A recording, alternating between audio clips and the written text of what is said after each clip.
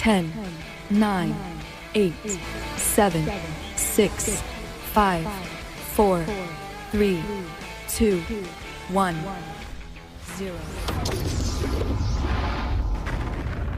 So brings up Trevor Mattson. Mattson, big day with the shillelagh. 2 doubles for him.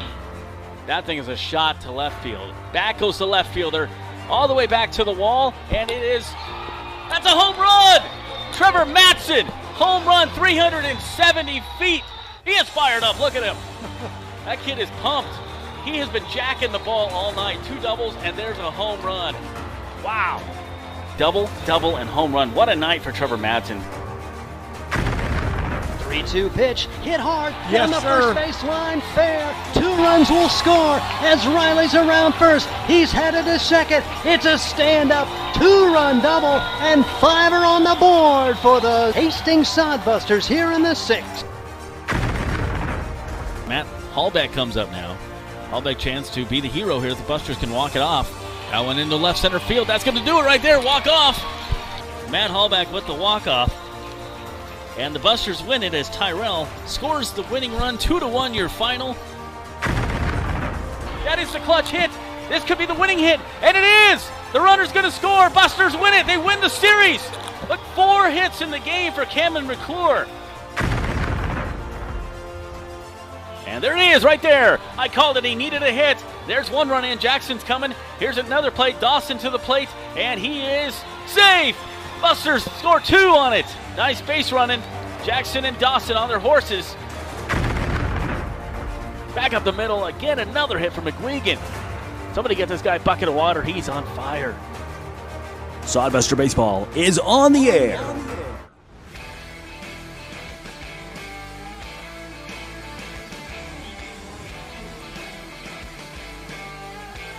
Welcome to Duncan Field, everybody. Josh Salmon, Steve Stein along with you here for game number 2 with the Nebraska Prospects. Happy to have you along from Duncan Field as we start our pregame show here tonight.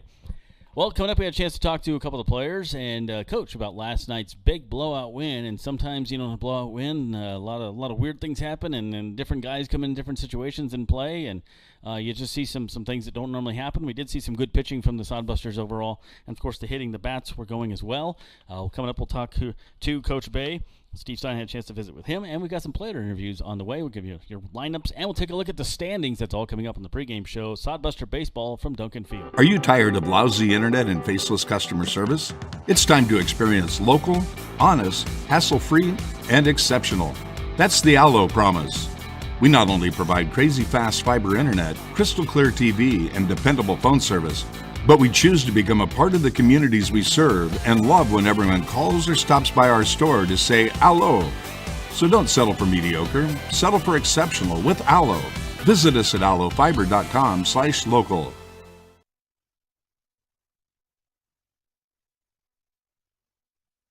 There's nothing like relaxing on a summer day. Nothing like taking in a Hastings Sodbuster baseball game. And there's nothing like an ice-cold Pepsi to make the day perfect. Pepsi Cola of Hastings wants to make your nothing like be the best day it can be, whatever the occasion. Enjoy your favorite refreshing Pepsi product throughout the Sodbuster season and make your nothing like memories. Pepsi Cola of Hastings, a proud sponsor of Hastings Sodbuster Baseball.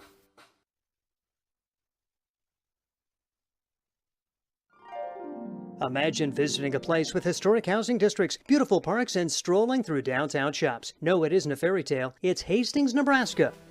Hastings is the birthplace of Kool-Aid. You can see the Kool-Aid exhibit at the Hastings Museum, along with many other amazing attractions and a planetarium. And visit the one and only Nebraska Bigfoot Crossroads of America Museum and Research Center. It all starts with the Adams County Visitors Bureau. Start exploring at visithastings.nebraska.com. Experience Hastings with the Adams County Visitors Bureau.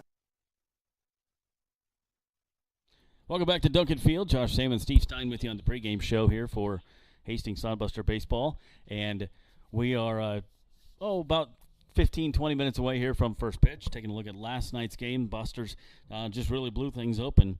And, as big a blow as it was, there was pretty much one inning made the big decision there in last night's game. And, well, Steve and Coach Luke talked about that. Let's get to that interview right now.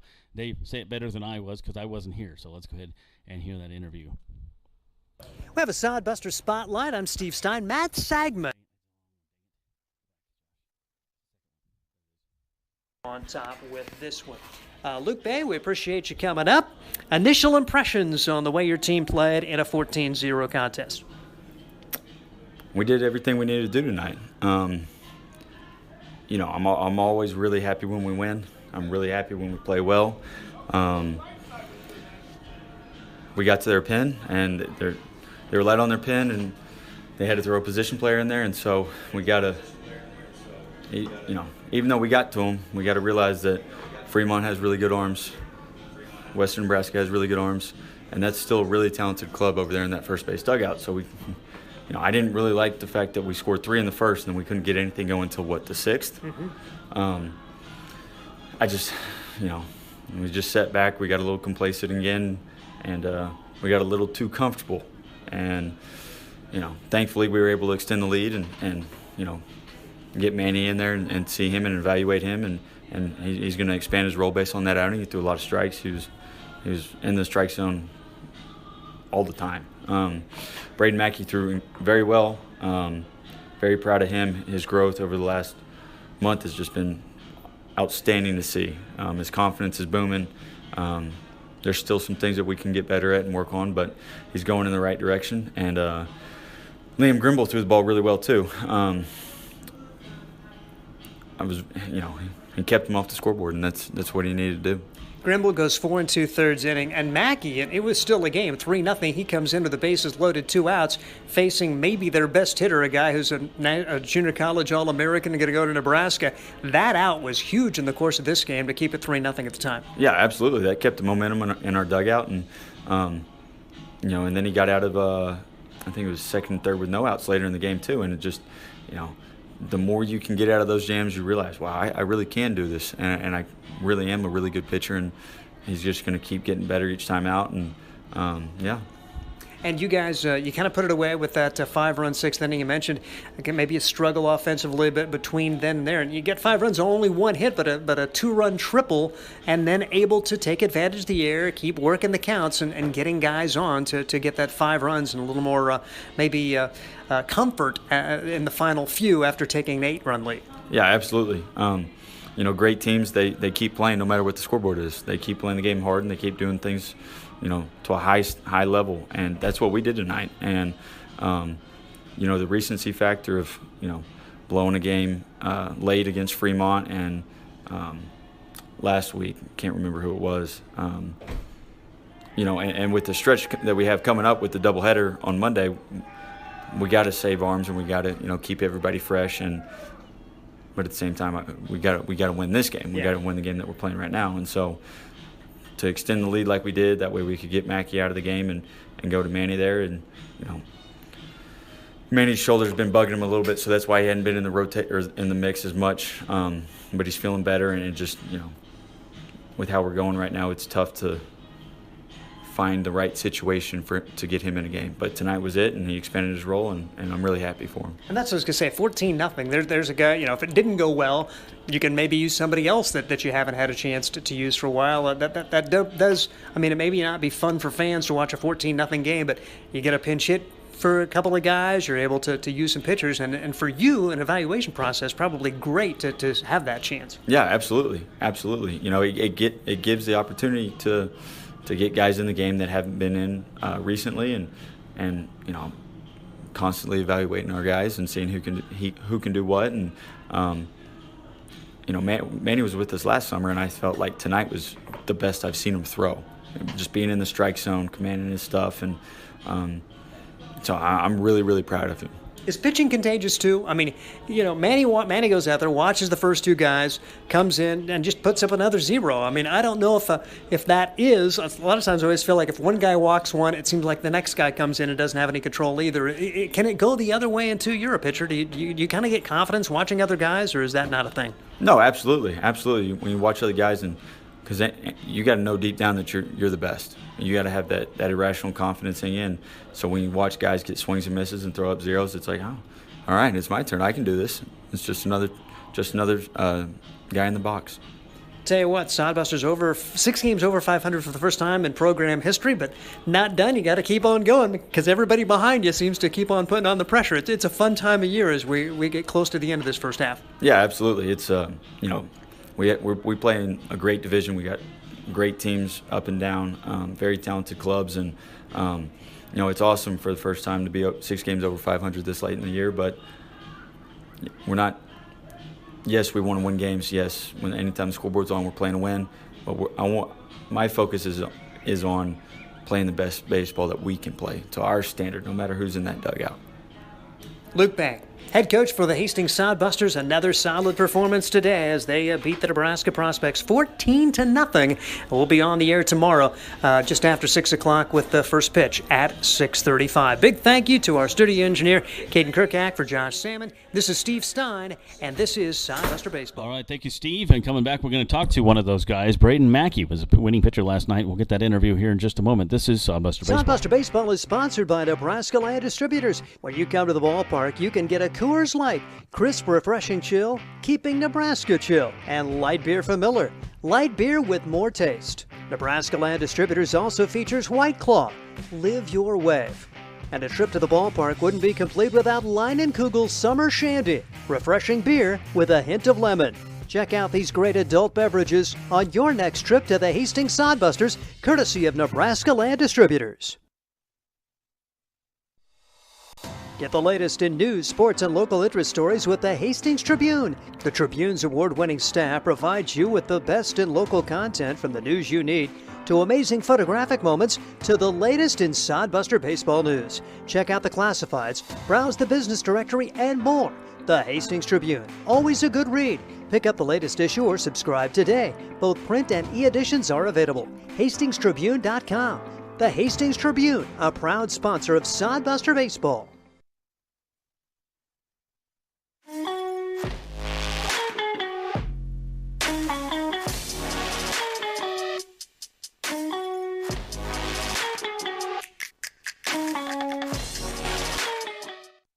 Here with Brayden Mackey, and last night went 4 2/3, gave up 2 hits, no runs, walked forward. Very good night for you, and coming out of the bullpen, you got the win. Liam did a great job to start things, but what was your mindset coming in?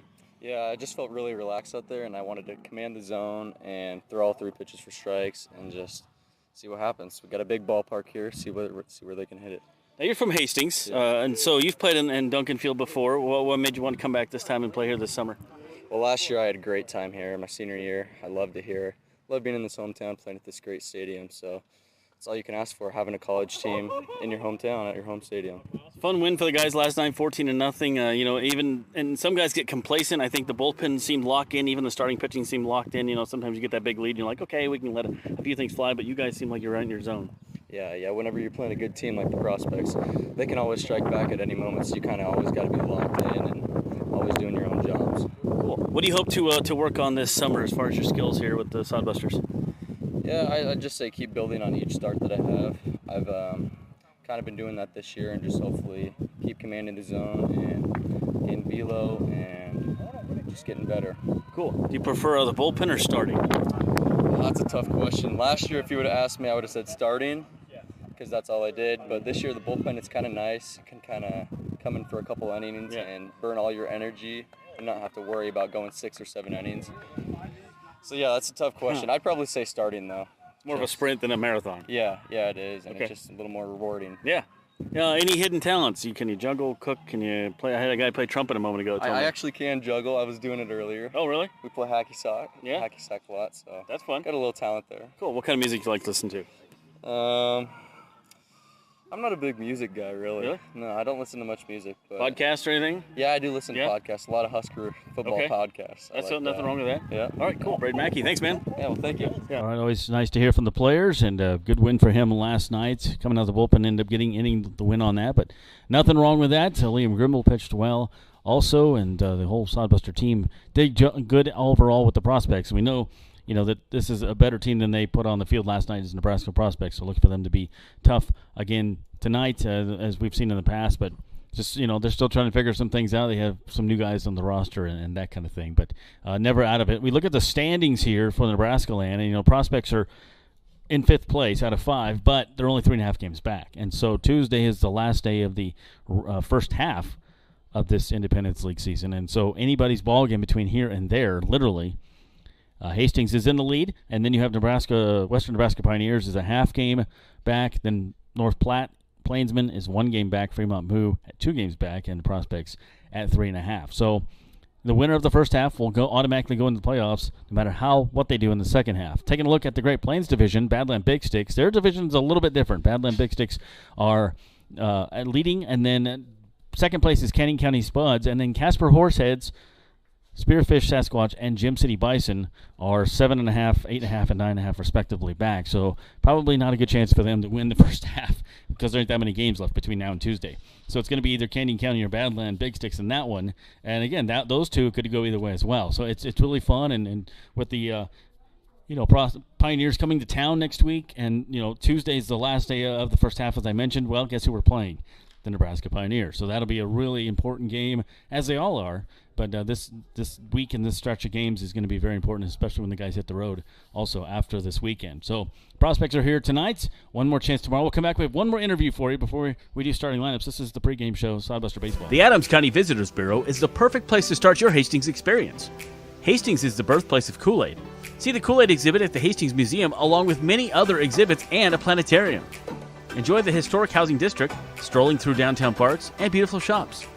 Whether you're visiting or you live here, the Adams County Visitors Bureau will help you find what you're looking for, from places to eat, things to do and see, to places to stay. Ask the Adams County Visitors Bureau at visithastingsnebraska.com.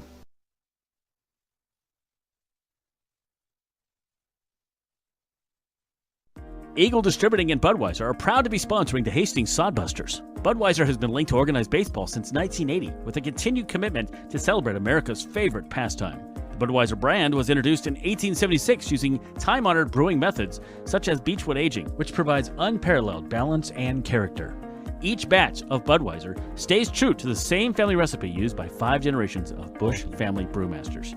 We welcome you to enjoy a cold Budweiser while cheering on your favorite hometown team, the Hastings Sodbusters. Back on the pregame show at Duncan Field, Josh Salmon and Steve Stein along with you. Let's take a look at the Nebraska Prospects lineup here, and it's going to be Matt Getzman leading things off. He will be in center field. Colin Linen, one of the twins, is in right field batting second tonight. Nolan Brown is at shortstop batting third. Tristan Gomez is your third baseman batting in the cleanup spot.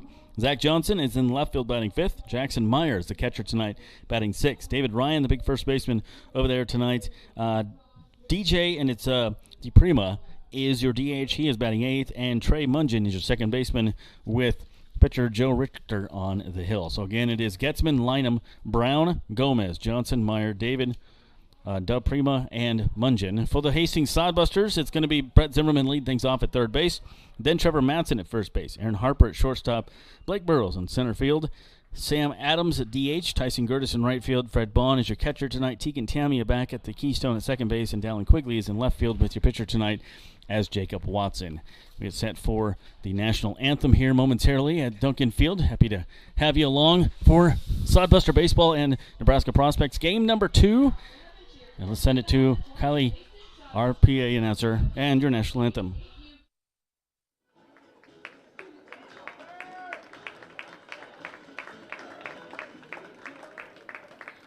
The national anthem is brought to you by One Great Nutrition and Bo Huckman, a Navy veteran.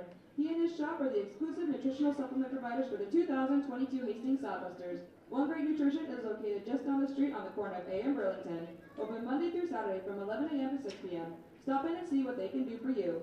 Tonight our anthem will be performed by Ava Boniface. Oh, can you see by the dawn's early light what so proudly we held by the twilight's last gleaming, whose broad stripes and bright stars through the perilous fight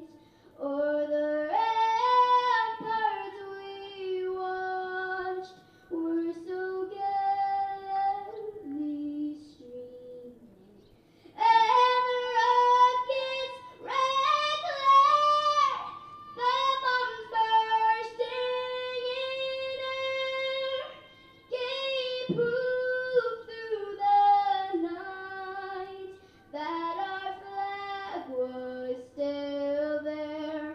Oh, say does that star-spangled banner yet wave o'er the land of the free and the home of the brave.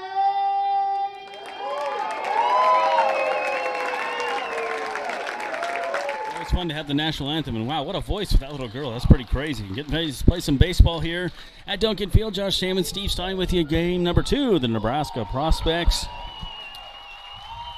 Wow, that's some good vocals for that little girl.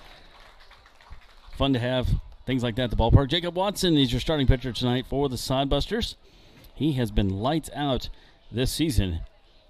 He's 2-0 with a .69 ERA. 4 games. He has started 3 of them. One was a shutout. 26 innings pitched. 13 strikeouts, 2 walks, and 20 hits. So he has been very, very good for the Busters. They could use that again tonight from the big right-hander against these Nebraska Prospects. Remember last night it was a big scoring game, but what these guys are capable of with the bats and also their pitching usually is a little bit better than you see last night. So we'll see what their pitcher Joe Richter can do tonight for the Prospects. For the Sodbusters defensively, it goes like this from third base to first base. It's Zimmerman, Harper, Tamia, and Matson. Outfield is Quigley, Burgess, and Gertis with Fred Bond at catcher. And, of course, Jacobs on the hill there. Jacob Watson, on the hill.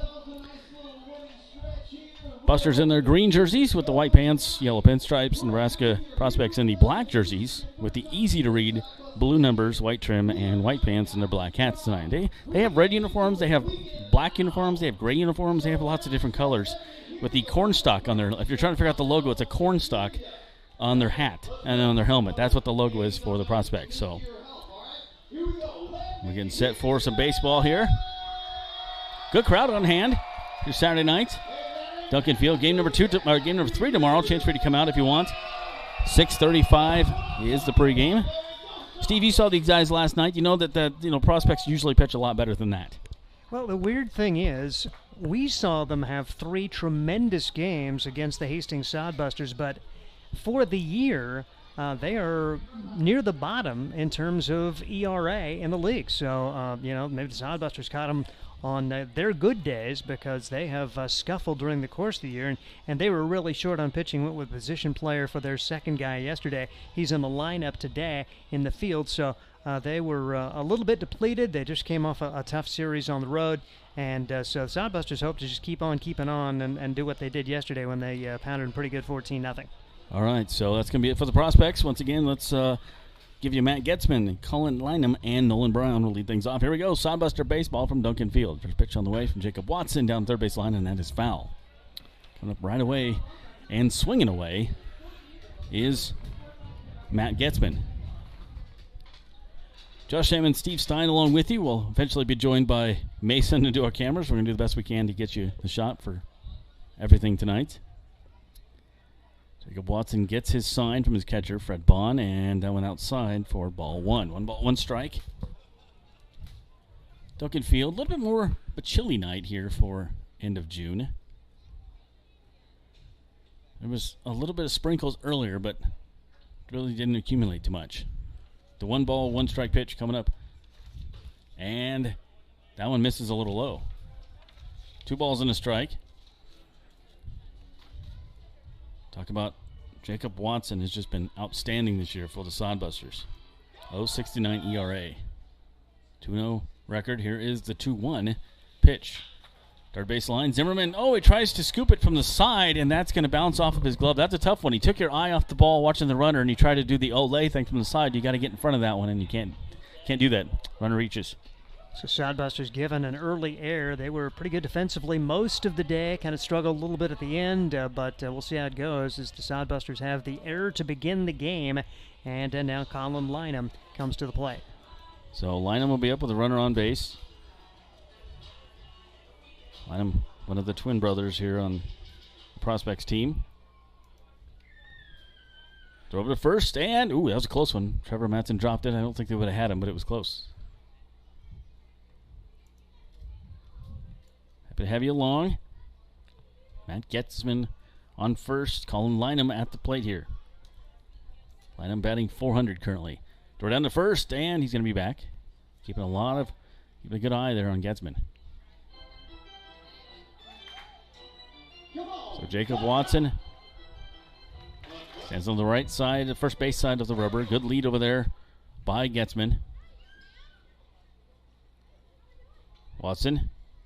He's only throwing one pitch to the plate. Throws back over there, and they're paying a lot of attention to him. Safe. Lynham, then Brown do up next. You look at the lineup, there's only one guy in the starting lineup tonight. It's going to be two that are batting under 300. There's one that's batting under 200. Here is the pitch. Swung on a miss. Nice job on that pitch. Had him fooled. 1-1 strike. Watson's so good against the prospects when they met the first time. Went 8 innings, allowed 1 run on 6 hits, struck out 5, didn't walk anybody, but did not get the decision as the Sodbusters had to rally for 2 runs in the ninth to win it. And the only other earned run he gave this year was against Plainsman back on the 17th, the last time he pitched. That one fouled straight back. It's 1-2. Against Pioneers, though, he went 5 innings, gave up no runs against a great team there. Casper Horseheads, he pitched his first game of the season for the Sodbusters at Horseheads on the May 28th and went 6 innings, 5 hits, but no runs in that one. Watson, 1-2 strike count coming up. And to right field, that's going to fall for another hit. Let's see if he's going first to third, and Getzman is. His Tyson Gertis boots it out there. So Buster defense, who has been normally very rock solid, is having a hard time holding on to the baseball tonight. So now runners at second and third. Yeah, a little shaky. Open things up. The error to begin the game, then a single and an error, and now there's going to be runners at second and third, and you've got your ace on the mound, but he is going to be put in a really tough situation right here. So 2 errors and 2 batters for the Sodbuster defense. That's not very typical. Nolan Brown, shortstop, comes up. Now Fred Bond's going to go out and talk to Watson here and just discuss how they want to pitch to Nolan Brown. Brown, good defender out there. Right-hander, 5'10", 200 pounds, goes to UNO. He's from Waverly. I think there's only, one kid that's not from Nebraska on this team. It was an Arkansas kid last time we saw them. I'll have to check the roster now, but I believe that's correct.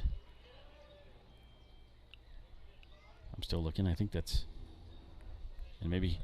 I don't think the Arkansas kid's on the roster anymore. Okay, so we'll get him off of there. That one is fouled back to the net. There's, as you said last night, there's a lot of roster changes from the last time we saw them. Some of the guys that were kind of high school kids or whatever went to their other team. And where are they playing at then? Do you know how that works? They've got like tournaments all over the country. So they travel as well. Yep, okay. So there's 2 prospect teams. One's the younger guy, one's the older guys. At least 2. All right. Here's runners on second and third. Prospects are threatening here against Jacob Watson. Pitch is a little outside. So you had a routine ground ball to third, but error by the third baseman. And then a ball out to right field, which is clearly a single, but that one was booted away. And runners able to advance. 1-1 strike count. Jacob Watson checks his runners. Comes set and the pitch.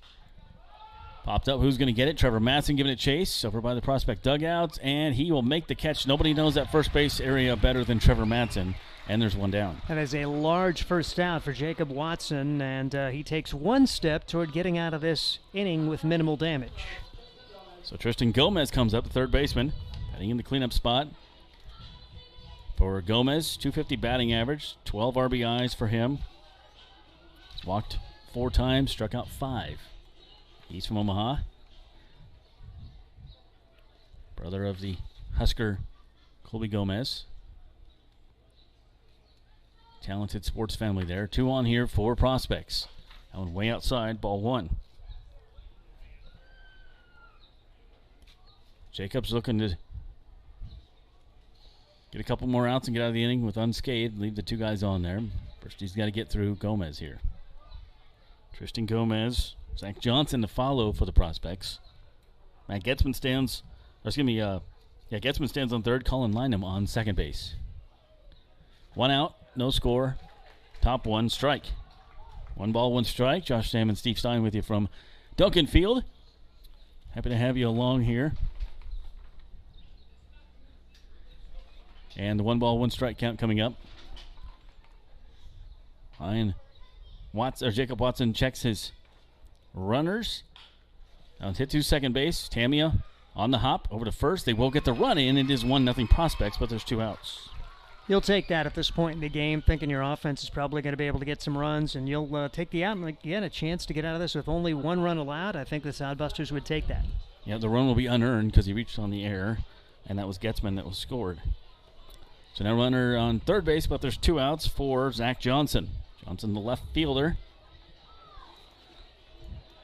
372 batting average for him. Jacob Watson looks at his runner at third. That's Lynham. Comes set, and pitch is outside. Still a little bit of a control issue this inning for Jacob Watson. Mentioned he last pitched on the 17th, so just trying to get a little bit of control back there, but he will get it, I'm sure. 1-0 Prospects, top of the first inning. Sawbuster baseball. Pitch coming up, and that one is low. 78 degrees currently at Hastings, 25-mile-an-hour winds blowing in from the north. So basically, kind of left to right, almost. Here, Duncan. Good lively crowd here tonight. 2 balls, no strikes. 2 outs, 1-0 Nebraska Prospects. Pitch on the way. Swung on and missed, 2-1. Oh, I fouled that one, excuse me. So you had Matt Getzman lead off the inning with reached on an error. Colin Lynham, who stands on third base, singled and advanced to second on a error by right fielder. Jacob Watson trying to get out of it here with 2 outs. And that one swung on and missed. Strike 2. Big high fastball. Here it is. See if he can hit it, and he can't. Up around his shoulders.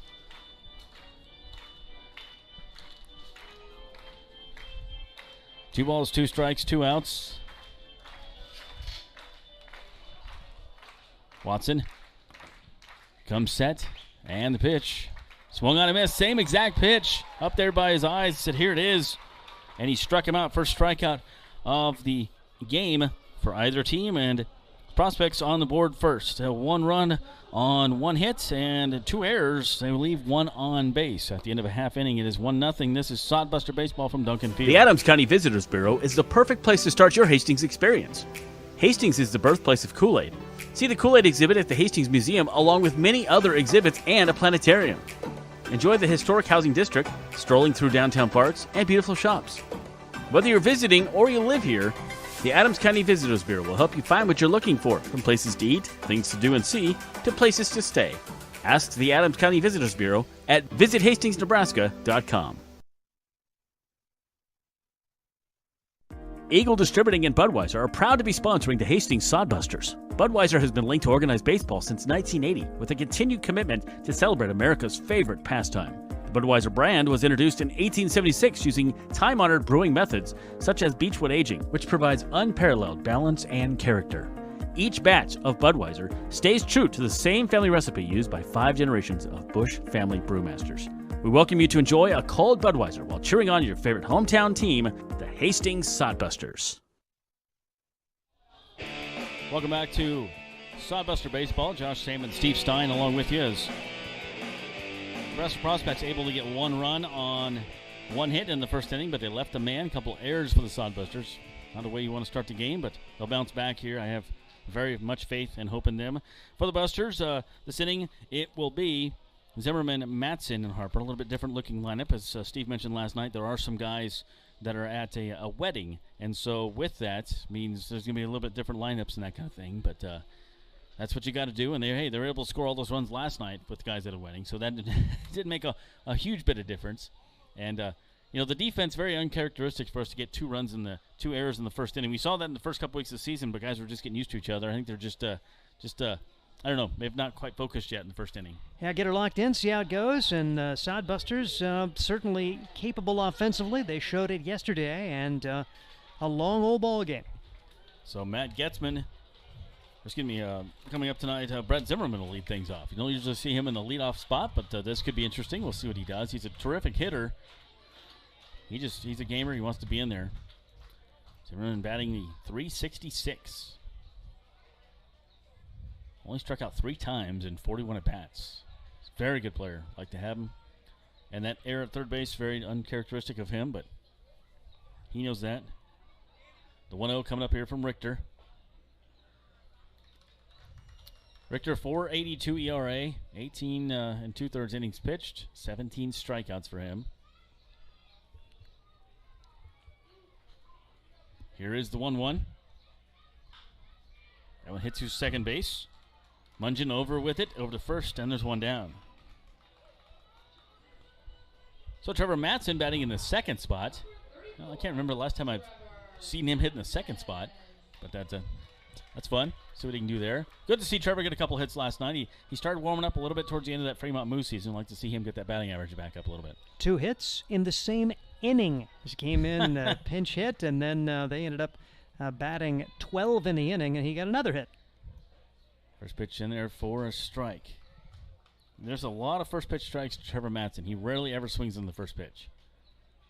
No balls, 1 strike, 1 out, 1-0 prospects. Bottom one here from Hastings. That one, just a little above his hands off the handle, straight back, and it is strike 2. It'd be interesting to see if Trevor self-scouts a little bit and realizes if people just start throwing it in there, knowing he's not going to swing, if he starts maybe changing his approach. Yeah, that could be too. It'd be a good idea. Here's the 0-2, and that one upstairs. Yeah, and maybe that's what he's doing for a little bit. Okay, we'll kind of get this out there, and the next time I see the guys, I'm swinging at first pitch, So, who knows? 1-2. Joe Richter comes set and delivers. That one broken bat, it sounded like, over to shortstop. Brown, very good hands over to first, and there's 2 outs. Good start for Richter, and Matson, he was actually looking at the bat as he was running down the first baseline, realizing he was probably going to be a dead duck, and indeed, he is gone. Joe Richter, 6'2", 210, SECC, and went to Lincoln Northeast High School. Southeast Community College is what that stands for, where he goes to school. So, Aaron Harper, still with the Vanilla Ice walk-up music. I'm just saying. I like it. It was funny, and I'll talk about this in a second here. Pitch on the way.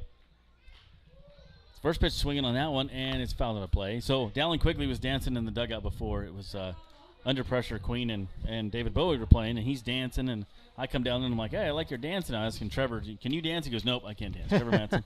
Dallin goes, anybody can dance. I'm like, no, you haven't seen me. He goes, no, you can dance. I'm like, nope, you think a drummer would have more rhythm, but I don't. Dallin can. It was good moves. Here's the 0-1 coming up. So the reason I thought of that is because the similar music between Vanilla Ice and the Under Pressure basically stole the riff. It's a whole nother VH1 episode. Here's the 0-1 coming up. That's going to be 0-2. Second base, and it eats him up at second base. Can't come up with it. Mungeon, it in between hop. See how they rule that, but and either way, Aaron Harper's on base.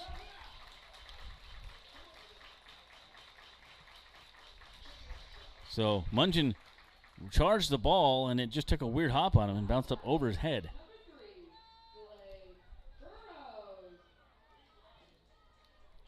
And they did give him a hit on that one, I think. No ruling yet. I thought there was a... So Blake Burrows comes up. He's in a cleanup spot tonight. Burrows can play outfield. We saw him pitch the other night. 2 outs, 1-0 prospects. And they rolled that one an error. So E4 on Mungeon. Either way, runner on base. Burrows, 0-1 count to him. Blake has been a huge addition to this lineup. There's a player on each team that has another famous athlete in their family, and you had Tristan Gomez with Kobe on there, and then Blake Burrows' brother pitches in the Dodgers organization. Swung on and missed on the breaking ball, and he's down the count 1-2. So Zimmerman grounded out to first. Matson grounded out to shortstop. Aaron Harper stands on first base after reaching on the error by the second baseman. And now Blake Burrows is down the count 1-2. Prospects lead 1-0 bottom of the first. Joe Richter comes set. That one goes outside. Burrows doesn't feel like going fishing, and it's 2-2. Burrows can reach. Sam Adams would be next. Outfield, infield, all pretty much straight away. Blake Burrows, man, I'd love to see him get something to power eye. This guy just runs like a deer. 2 balls, 2 strikes, 2 outs. Runner fakes it at first, doesn't go, bounces away from the catcher. You're going to call that a foul ball, perhaps? It is a foul ball. So Burrows will stay up there. 2 balls, 2 strikes, 2 outs. Blake Burrows batting .412. Now he's had 17 at bats, but still very good contributor to his team in every aspect. Short lead for Harper at first being held on. Here's the 2-2 once again from Joe Richter. A little number to short. They're going to have to hurry to get anybody. Over to first to get Burrows, and they do. Very nice play there. And the Busters are retired. So no runs, no hits. There wasn't one error by the Prospects and 1 left on base. And at the end of 1, our score is 1-0. This is Sodbuster. 1-0 Prospects. This is Sodbuster Baseball. You know Graham Tire for their quality tires and service, but did you know that they do brakes, batteries, and oil changes, and even shocks and struts? Graham Tire in Hastings has the quality products and great service you have come to expect from the Graham name. Rick and his crew will get you fixed up and right back on the road safely. And you can trust that the job was done right. That's peace of mind.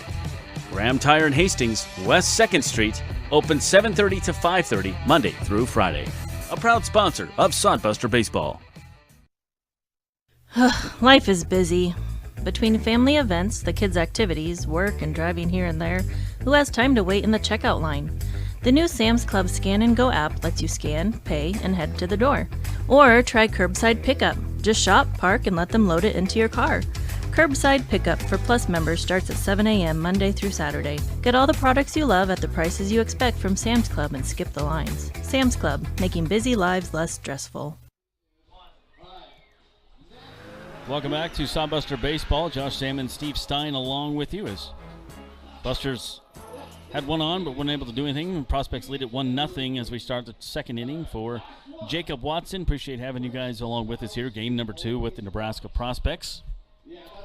It's going to be 6, 7, 8 here for Nebraska Prospects. It'll be Jackson Meyer, Ryan David, and J.D. DePrima. And if somebody should reach, Trey Munchen would be up next. So Jackson Meyer will lead things off here for the Prospects in the second. Meyer currently batting .345 on the season from Bellevue, Nebraska. Left-handed batter versus Jacob Watson. Watson pitch, that one high to right field. Falling quickly into the hands of Gertis, and there's one down. Gertis just so nonchalant. There's a few times out there I'm thinking, does he know where it's at? and then he just reaches up, gloves it. Like I say, he very comfortable. The Sodbuster outfielders in general, they play their positions well. That brings up Ryan David, big guy, first baseman here, batting in the 7th spot in the lineup. 143 batting average for David. Takes first pitch for a ball. Ryan David is 6'4", 245. Goes to Southeast Community College. Pitch on the way here from Jacob Watson is inside. It's 2-0. Jacob Watson in his second inning of work. Gave up a hit in the first inning.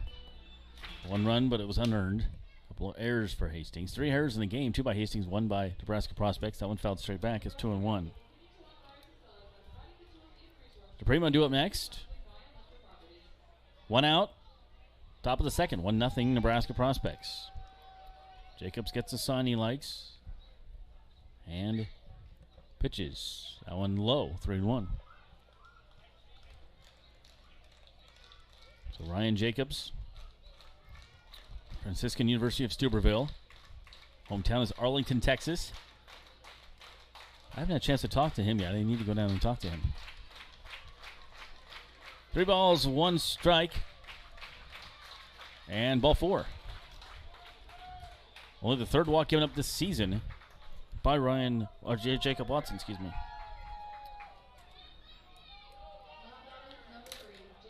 J.D. DePrima comes up.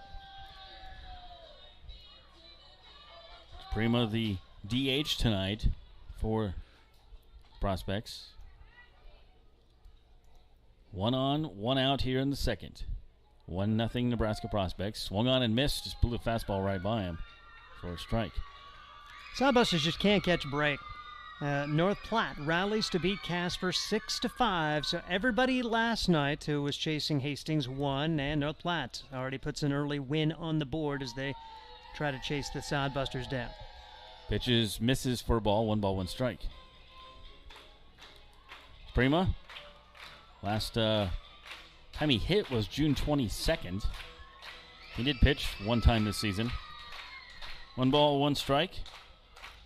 J.D. DePrima, runner on first is Ryan David. Big guy, doesn't run a whole lot, but he's got a pretty good lead over there. That one down first base. Madsen over to second. It's a high throw. They're going to have to go back and try to get the double, and it pulls him off. It was a bad throw to begin with from Madsen. It was really high to Aaron Harper, and then when he got rid of it, it was even higher, and Madsen had to come off the bag, and it went past him. Luckily, it bounced right back to him, and still they just kind of trade places. Yeah, the good news is they do get the lead runner.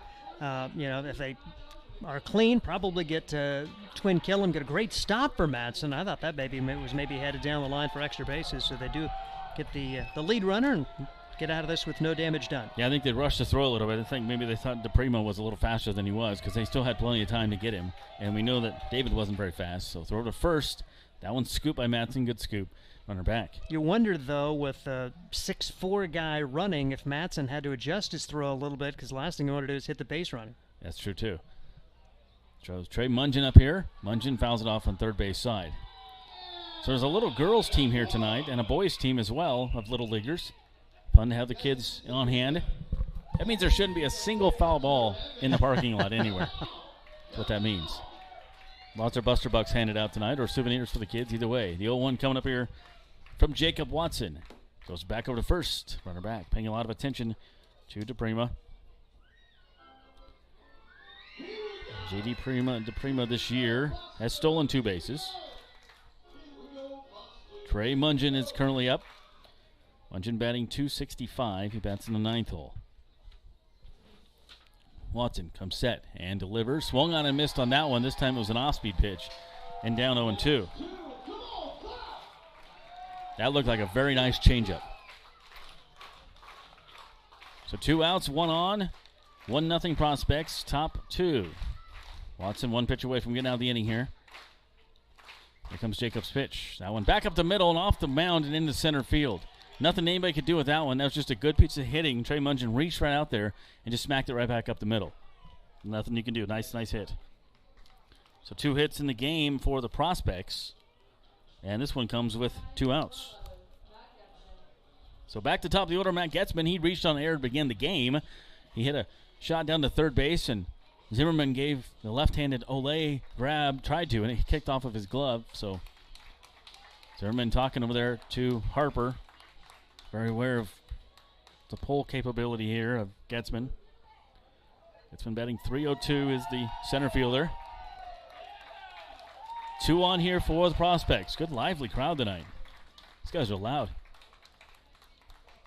And delayed strike call. I was going to say, where was that one at? 5th batter of the inning right now is Matt Getzman. Meyer flew out. David walked. He was put out on the fielder's choice by DePrima. DePrima stands on second. Trey Mungin singled. He's on first. 1-0 Nebraska Prospects. Jacob Watson, right-hander, checks his runners. Quickly playing very deep and left. Swung on and missed on that one. The slider got him. No balls and 2 strikes.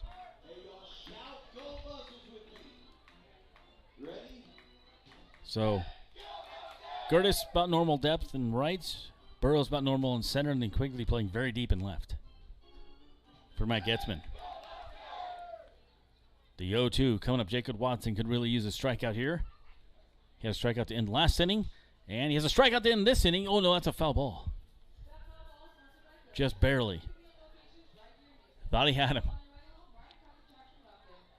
No balls, 2 strikes, 2 outs.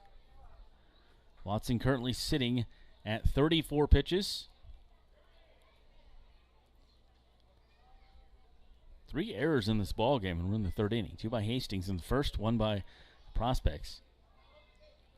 Blake Burrow's doing a little stretching in center field there. He does that a lot. Watson focused on the batter. 2 on here for the Prospects. That one upstairs. 1 ball and 2 strikes. He did strike out a batter last inning. He struck out Johnson on a high fastball. This time, Getzman's not going for it. So in this at-bat, we've seen the fastball, the changeup, and the slider. Watson, a good plethora of pitches. Let's see what he goes with right now. Wants a sign from Fred Bond. Now he gets one he likes. Checks both runners. And the pitch. That one, looked like the changeup again. This time he was ready for it, but just a little late. 1 ball, 2 strikes. Good at bat here for Getzman. This is the 5th pitch coming up of this at bat. 36 pitches for Jacob Watson in 3 innings. Use a ground ball out here, pop out, fly out, something, any kind of out to get out of it here. A little bit of situation with 2 on.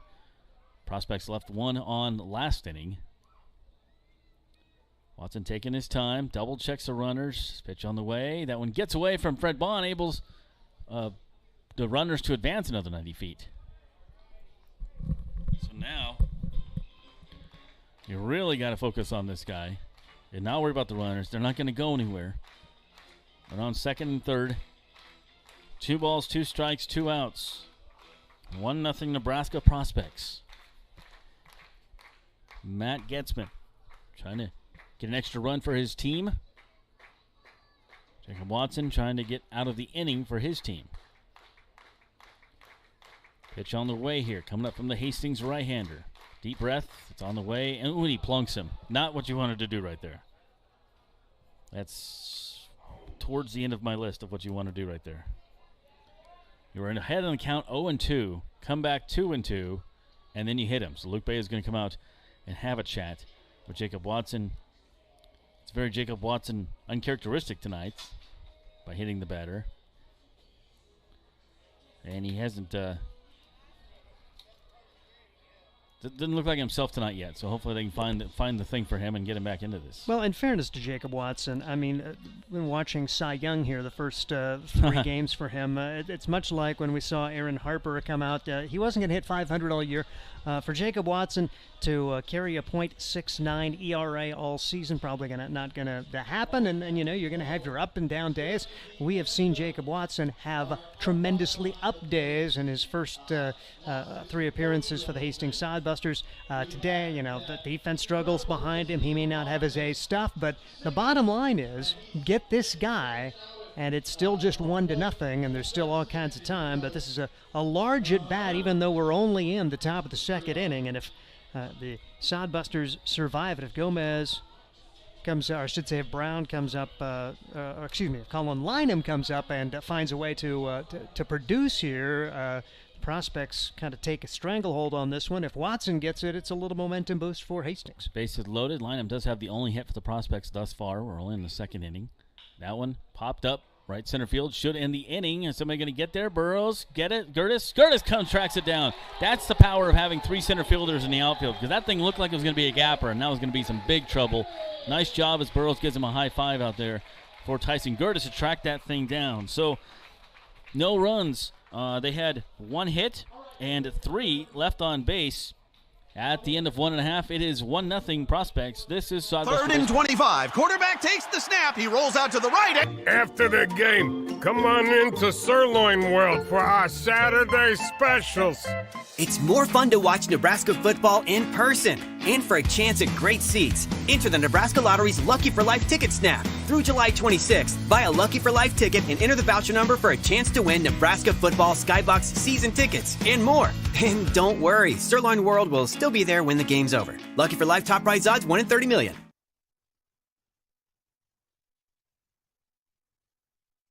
Let's face it, we move our bodies around a lot. And sometimes things happen. A tweak, twist, pull, strain, ache, or pain. At Fisk Chiropractic and Sports Care, their goal is to restore your mobility, keep you moving, and ensure your rehabilitation is effective, efficient, and stress-free. Do you suffer from headaches and neck pain, lower back or sciatica? Call Fisk Chiropractic and Sports Care today. Start to discover wellness through chiropractic care. Fisk Chiropractic Sports Clinic.com. Start feeling better now. Welcome back to Duncan Field. Josh Salmon along with you, Steve Stein, and Buster's got a little bit of a situation. His prospects got him loaded, but weren't able to bring anybody in as he got the fly ball that he needed with Jacob Watson. So for the Busters here in the second inning, looks like it's going to be Sam Adams, Tyson Gertis, and Fred Bond. It'll be 5, 6, 7 due up for Hastings.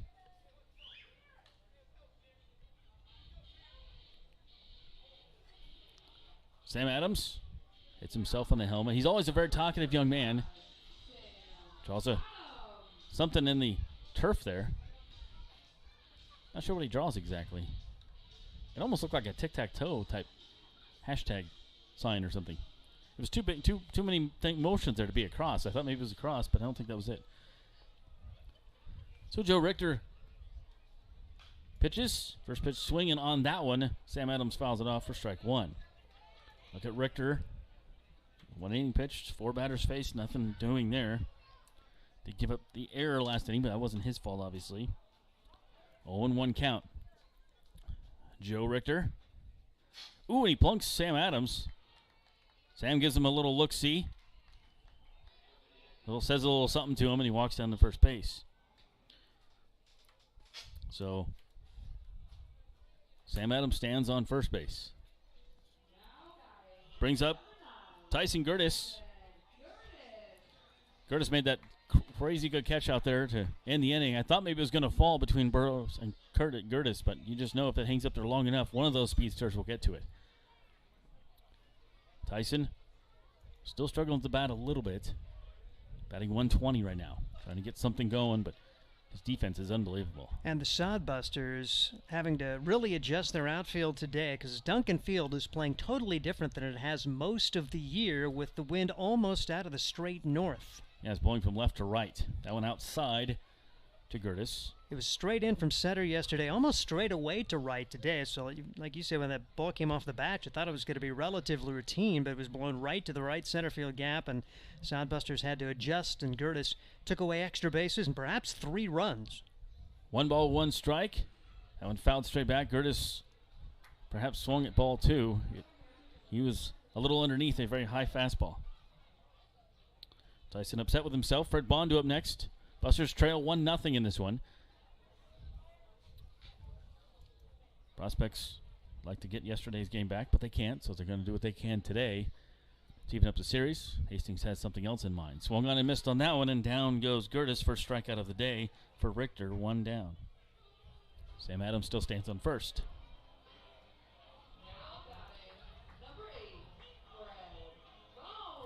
So Fred Bond comes up, the catcher.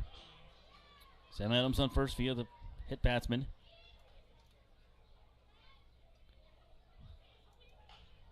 Chopper, shortstop, this could be 2. Grabs it himself, makes 1 out, and over to first. Nice play there by Nolan Brown. We talked about his defense. That's just very good hands by the shortstop. Takes 1 out himself and makes the other one. And the Busters are done in the second. No runs, no hits, nothing doing for Hastings. They trail 1-0. Third inning coming up. This is Sodbuster. Are you tired of lousy internet and faceless customer service? It's time to experience local, honest, hassle-free, and exceptional. That's the Allo promise. We not only provide crazy fast fiber internet, crystal clear TV, and dependable phone service, but we choose to become a part of the communities we serve and love when everyone calls or stops by our store to say Allo. So don't settle for mediocre, settle for exceptional with Allo. Visit us at allofiber.com/local.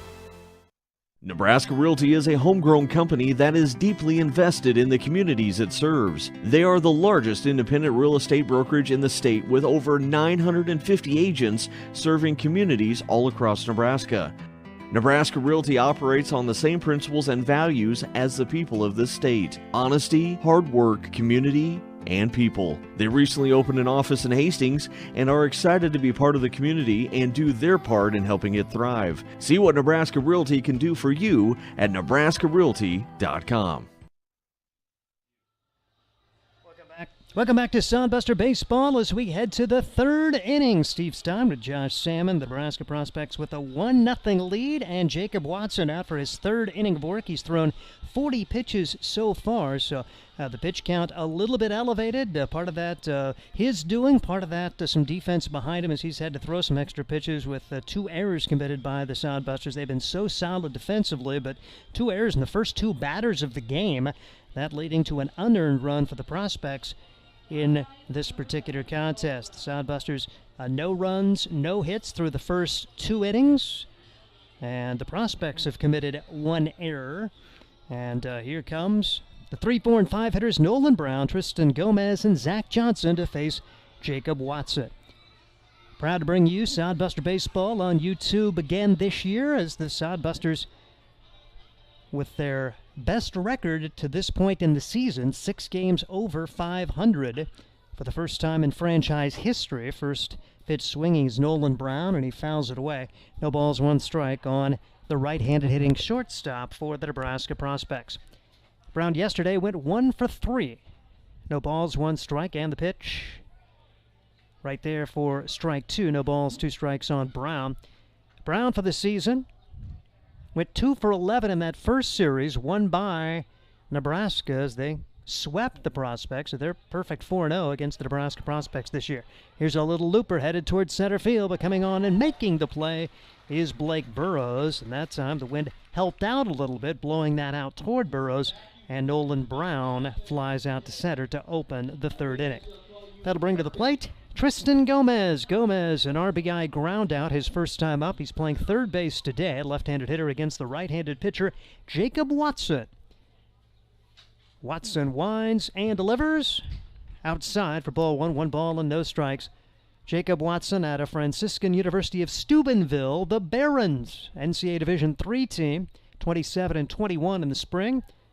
1-0 delivery, and that pitch inside, and it apparently got a piece of Tristan Gomez. At least he thinks so, but he is going to be called back into the batter's box to this point, and no argument from the coach, Trevor Varley. So the count goes to 2 balls and no strikes. Watson brings home the pitch. Bouncing ball off the end of the bat. Third baseman's got it for the Sodbusters. The throw is in the dirt, dug out nicely by Trevor Matson. Zimmerman to Matson, and it is a nice 5-3 putout. Great dig for Matson to save an error there, and the Sodbusters quickly set 2 up, 2 down. Yeah, no Brendan Larson in the lineup tonight, but Matson very capable of handling first base. We know what he can do over there, and nice job with the shovel. So 2 outs in the inning for Zach Johnson. Johnson struck out his first time up. Jacob Watson, right-hander versus right-hander. Sodbusters really happy to have Watson, one of the 3 players from Nolan Catholic High School. As the pitch is bounced foul, no balls and 1 strike. 3 high school teammates get a chance to play together, perhaps one last time, out of Arlington, Texas. And Watson, a second-team all-conference performer this past year. Shakes off a sign or 2 from Fred Bond, and he's set to go with the 0-1 delivery. Bouncing ball left side, and that is foul. Quickly 2 strikes on Zach Johnson as Watson trying to set him down in order for the first time today. Johnson 0 for 1. He went 2 for 4 yesterday, but the biggest at bat was one that he did not produce in when the bases were loaded. It was still a 3-0 game. Pitch comes in, and that one is swung on and missed in the dirt. Tossed to first to complete the strikeout. Then 1, 2, 3 go the Nebraska Prospects in the top of the 3rd. Much more Jacob Watson-esque as we've seen him for Hastings here in the early going. We head to the bottom half of inning number 3. It remains the Nebraska Prospects 1, Hastings nothing, and this is Sodbuster Baseball. Any lot, set, hut! Announcing the Nebraska Lottery's Lucky for Life ticket snap. Start the play by purchasing a Lucky for Life ticket by July 26th and enter the voucher number for a chance to win Nebraska football Skybox season tickets, regular season tickets, single game tickets, or a weekend football experience. It's our Lucky for Life ticket snap promotion, and it's 100 yards of fun. Lucky for Life top prize odds 1 in 30 million.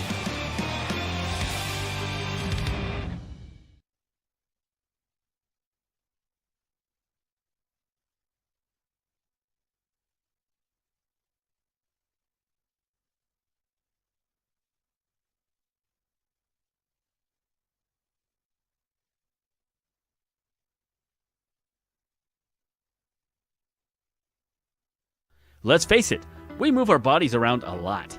And sometimes things happen. A tweak, twist, pull, strain, ache, or pain. At Fisk Chiropractic and Sports Care, their goal is to restore your mobility, keep you moving, and ensure your rehabilitation is effective, efficient, and stress-free. Do you suffer from headaches and neck pain, lower back, or sciatica?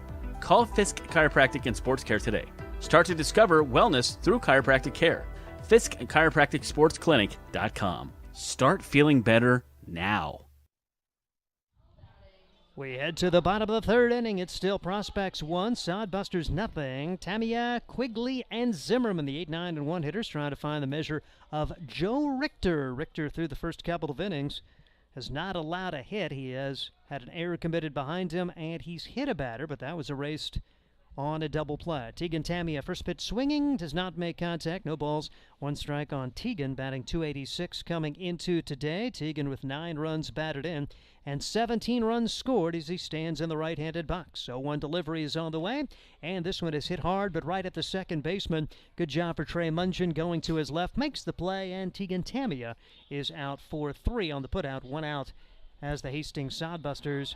They end up trailing 1-0. I asked Tegan about the nickname, though. Flying Hawaiian nickname. He says he likes it. Oh, good. I said, do you know you have a nickname? He goes, I kind of do. I'm not really sure. And I said, Flying Hawaiian. He goes, oh, yeah, that's fine. I like it.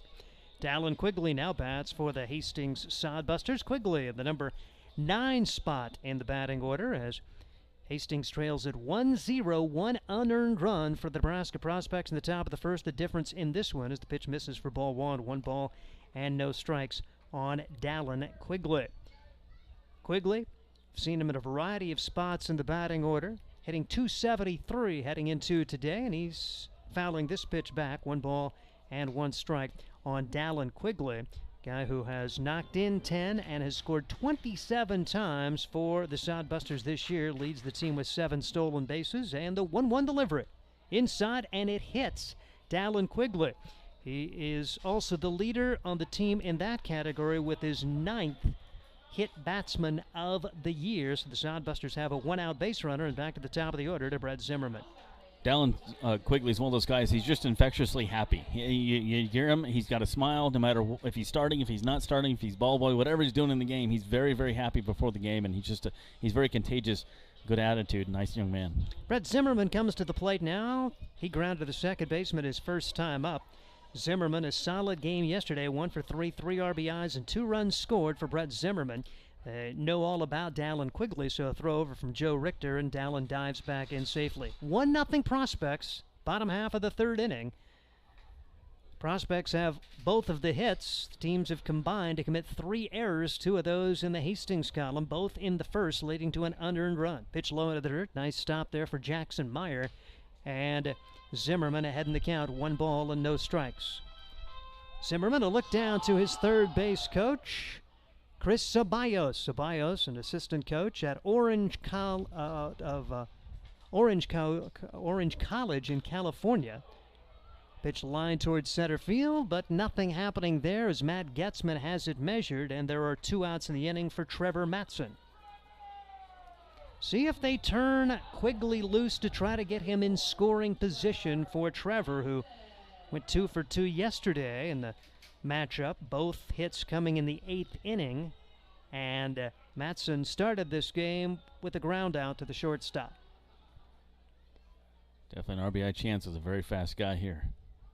Quigley leads away from first, does not go against Richter, and Matson takes outside for ball 1, 1 ball and no strikes. Trevor, really good third base yesterday, made about 3 stabs on the short hop to get ground outs, as Hastings outstanding defensively yesterday. That's why I was kind of jaw-dropping to see 2 errors and 2 batters of the first inning today.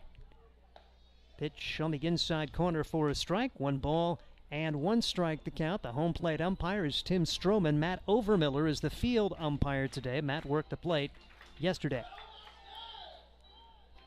Richter atop the hill, looks in at his catcher Meyer, and throw over to first, and back in safely is Dallin Quigley as the wheels are returning. First baseman Ryan David applying the tag there. At second, it's Trey Munchen. The third baseman Tristan Gomez. Nolan Brown, the shortstop for the Nebraska Prospect infield. 1 ball, 1 strike. Richter delivers. Pitch just misses inside. 2-1 the count on Trevor Matson. Matson with those 2 hits yesterday raising his average above 200 to 233. He has knocked in 6. Swings and fouls it straight back. Oh, wow, what a play. It was off the standard, right into the hand of one of the fans, and that was an amazing catch by a young lady in about row number 8. Holy moly. 2-2 the count, because that was not an easy play. Try to get that play, and you have your back to the play. Quigley goes, pitch swung on and missed, throw down to second base, not going to matter as the strikeout comes before the potential stolen base, and Matson is down on strikes. So the Sodbusters turned away, no runs, no hits, 1 man left, and after 3 complete, it remains the Prospects 1 and Hastings nothing. This is Are you tired of lousy internet and faceless customer service? It's time to experience local, honest, hassle-free, and exceptional. That's the Allo promise. We not only provide crazy fast fiber internet, crystal clear TV, and dependable phone service, but we choose to become a part of the communities we serve and love when everyone calls or stops by our store to say Allo. So don't settle for mediocre, settle for exceptional with Allo. Visit us at allofiber.com/local. There's nothing like relaxing on a summer day. Nothing like taking in a Hastings Sodbuster baseball game. And there's nothing like an ice-cold Pepsi to make the day perfect. Pepsi Cola of Hastings wants to make your nothing like be the best day it can be, whatever the occasion. Enjoy your favorite refreshing Pepsi product throughout the Sodbuster season and make your nothing like memories. Pepsi Cola of Hastings, a proud sponsor of Hastings Sodbuster Baseball. We'll bring you Sodbuster Baseball as we head to the 4th inning, a 1-0 game. Hastings trails it. The Nebraska Prospects going to have their 6, 7, and 8 hitters up there against Jacob Watson. Watson, 48 pitches thrown through the first 3 innings. Had his best inning by far as he set him down 1-2-3 in the 3rd. He has struck out a couple, walked 1, and hit 1 so far, and his team very much a part of this. Kind of eerily similar to when these teams met in the first series with Watson pitching. Didn't get any run support and ended up taking a no decision, but the Sodbusters rallied for a 2-1 victory as the pitch taken high to Jackson Meyer for ball 1, 1 ball and no strikes. Meyer did not play yesterday. First series against this team went 1 for 5. Lifts this one high in the air, down the right field line. In foul territory, on the fly, it's Tyson Gertis with the catch. Did he get it or dropped? I think it fell. Oh, no, he got it. What fell down over there? That's another baseball. Yeah, a different baseball is way Holy down moly. the line. Tyson Gertis, unbelievable range. He had a rare outfield error back in the first, but he's made a couple of great plays since then. And boy, oh boy, it's fun to have fast outfielders. I thought when that came off the bat, there's no way Tyson Gertis reaches that off the right-handed batter. Tyson Gertis once got a speeding ticket, but he was running. And now Ryan David comes to the plate, so Sodbusters stealing an out right there. And if you have speedy outfielders in this park, it can really make a difference. And even yesterday, in a 14-0 game, to think, well, how much of a difference can a speedy outfield make? Pitch is bounced foul. Keep in mind, it was a 3-0 game, and there was a misplay by a Prospects outfielder that led to a 2-run triple. It was the only hit of what turned out to be a 5-run inning for the Sodbusters, which basically put that game on ice. If that play is made, it may be a 3-0 game heading to the latter innings. We all know what it's been like in the latter innings of competitive games this year. Been a little too tight. Pitch swung on and missed. Great off-speeder for Watson, who's got David confused now. 1 ball, 2 strikes on Ryan David, the first baseman. He walked his first time up. Ryan David about swung out of his shoes on that one. Watson trying to set down his 5th in a row. Pitch low into the dirt. Count goes to 2 balls and 2 strikes. Fred Bond doing the catching. At first base, it's Trevor Matson. At second, Tegan Tamia. Third baseman, Brett Zimmerman. The shortstop is Aaron Harper. Dallin Quigley, Blake Burrows, Tyson Gertis, the outfield left to right for the Hastings Sodbusters. 2-2 pitch. Popped up foul and out of play. That remains 2-2 on Ryan David, the product of Millard West, and now at Southeast Community College. After the first 2 couple innings there for Jacob Watson, I think he's really started to settle in the 3rd inning, and now it sounds good and looks good in the 4th. 2-2 the count. Watson set to go and brings it home. Swing and a miss at one in the dirt. Fred Bond mishandles, picks it up, still has time, and throws to first to complete the strikeout. So really had a couple of guys confused in these last two innings. Zach Johnson swung at one in the dirt, and Ryan David went after one. And Bond doing a good job both times to complete the strikeout. That will bring to the plate J.D. DePrima. He reached on a fielder's choice his last time up. Third strikeout for Jacob Watson. Watson, the right-hander, trying to work another 1-2-3 inning. The pitch swung on and foul tipped in and out of the glove of Fred Bond. One strike, I should say, on J.D. DePrima, who did not play in the first series between these two teams, and he was not in the lineup yesterday as the Sodbusters won that by a couple of touchdowns. 0-1 pitch on the way. Big swing, no contact, and Watson really feeling it now, and he's got the prospects totally fooled as DePrima way out in front of that off-speeder. No balls, 2 strikes on J.D. DePrima out of Des Moines Area Community College. He was an Omaha West Side graduate. 0-2 with 2 outs. We're in the top of the 4th. The pitch. Called strike 3. 1-2-3 go the prospects here in the 4th. And after 3.5, the Hastings Sodbusters trail it by a score of 1-0. This is Sodbusters. The Adams County Visitors Bureau is the perfect place to start your Hastings experience. Hastings is the birthplace of Kool-Aid. See the Kool-Aid exhibit at the Hastings Museum along with many other exhibits and a planetarium. Enjoy the historic housing district, strolling through downtown parks, and beautiful shops. Whether you're visiting or you live here, the Adams County Visitors Bureau will help you find what you're looking for, from places to eat, things to do and see, to places to stay. Ask the Adams County Visitors Bureau at visithastingsnebraska.com.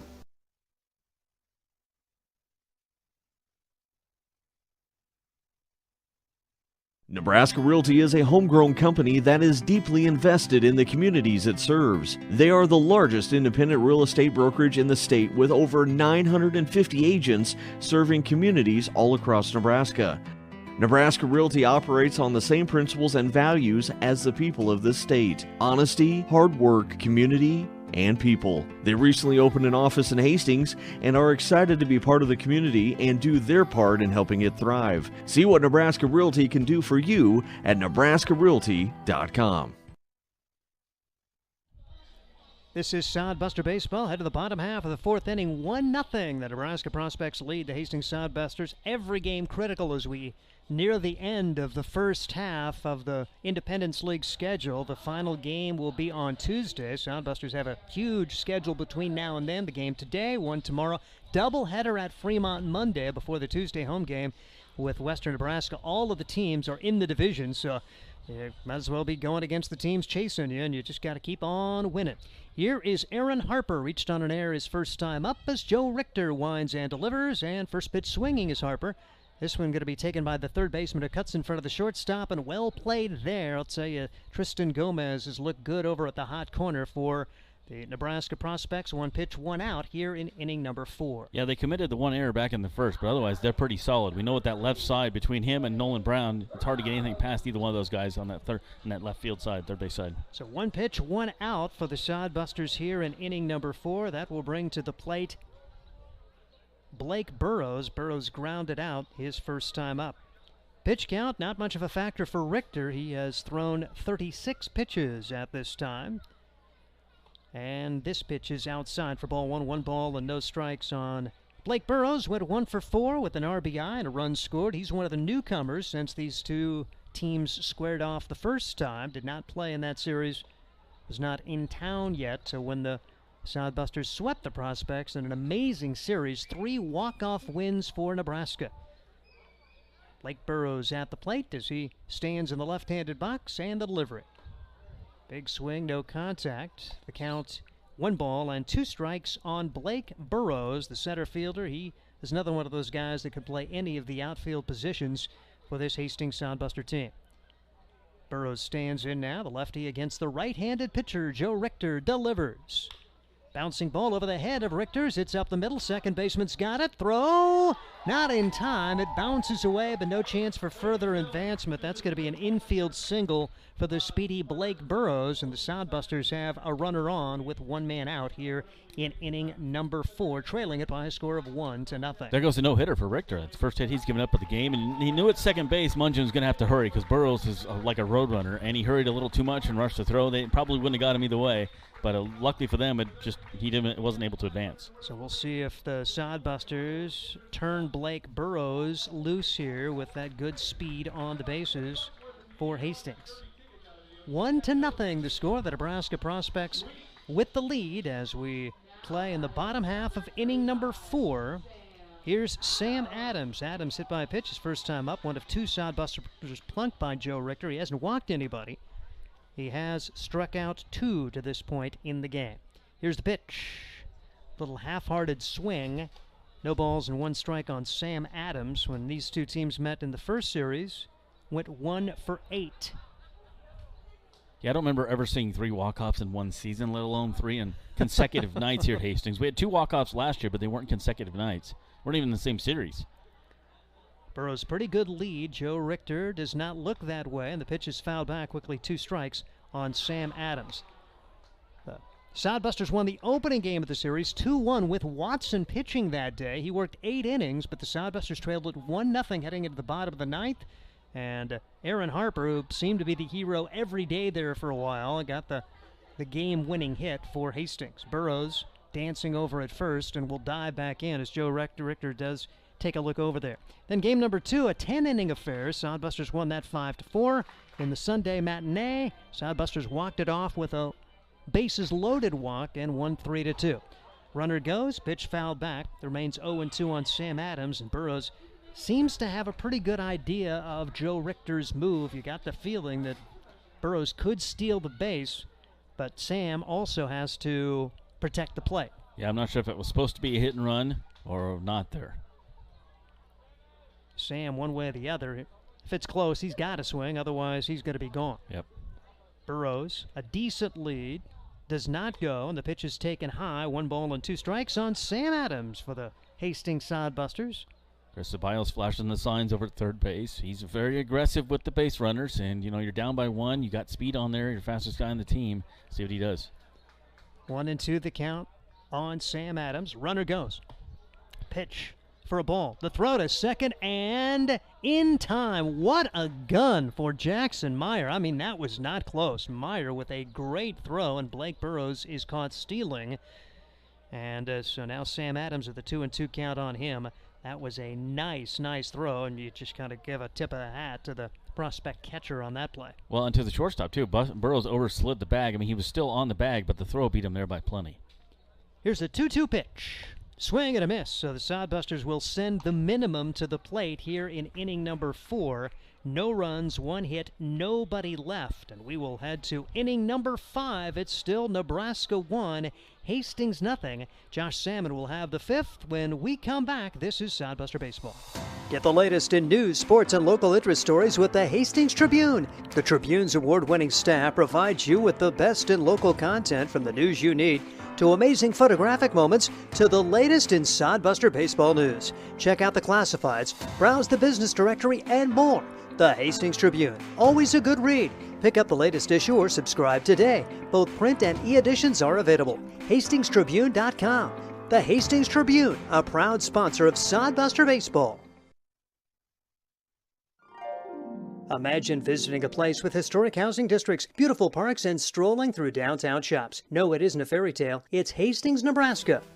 Hastings is the birthplace of Kool-Aid. You can see the Kool-Aid exhibit at the Hastings Museum, along with many other amazing attractions and a planetarium. And visit the one and only Nebraska Bigfoot Crossroads of America Museum and Research Center. It all starts with the Adams County Visitors Bureau. Start exploring at visithastingsnebraska.com. Experience Hastings with the Adams County Visitors Bureau.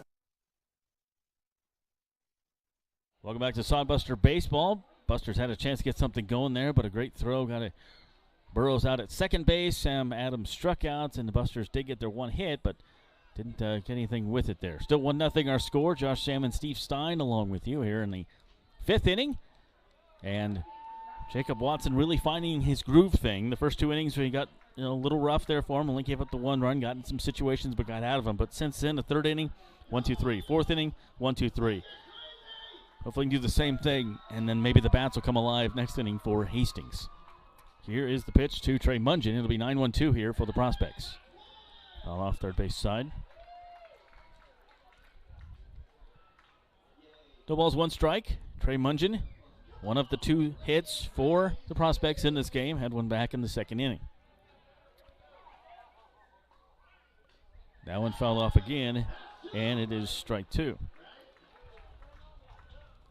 So Watson ahead in the count here. Jacob Watson working quickly. Much different than he did in the 1st inning.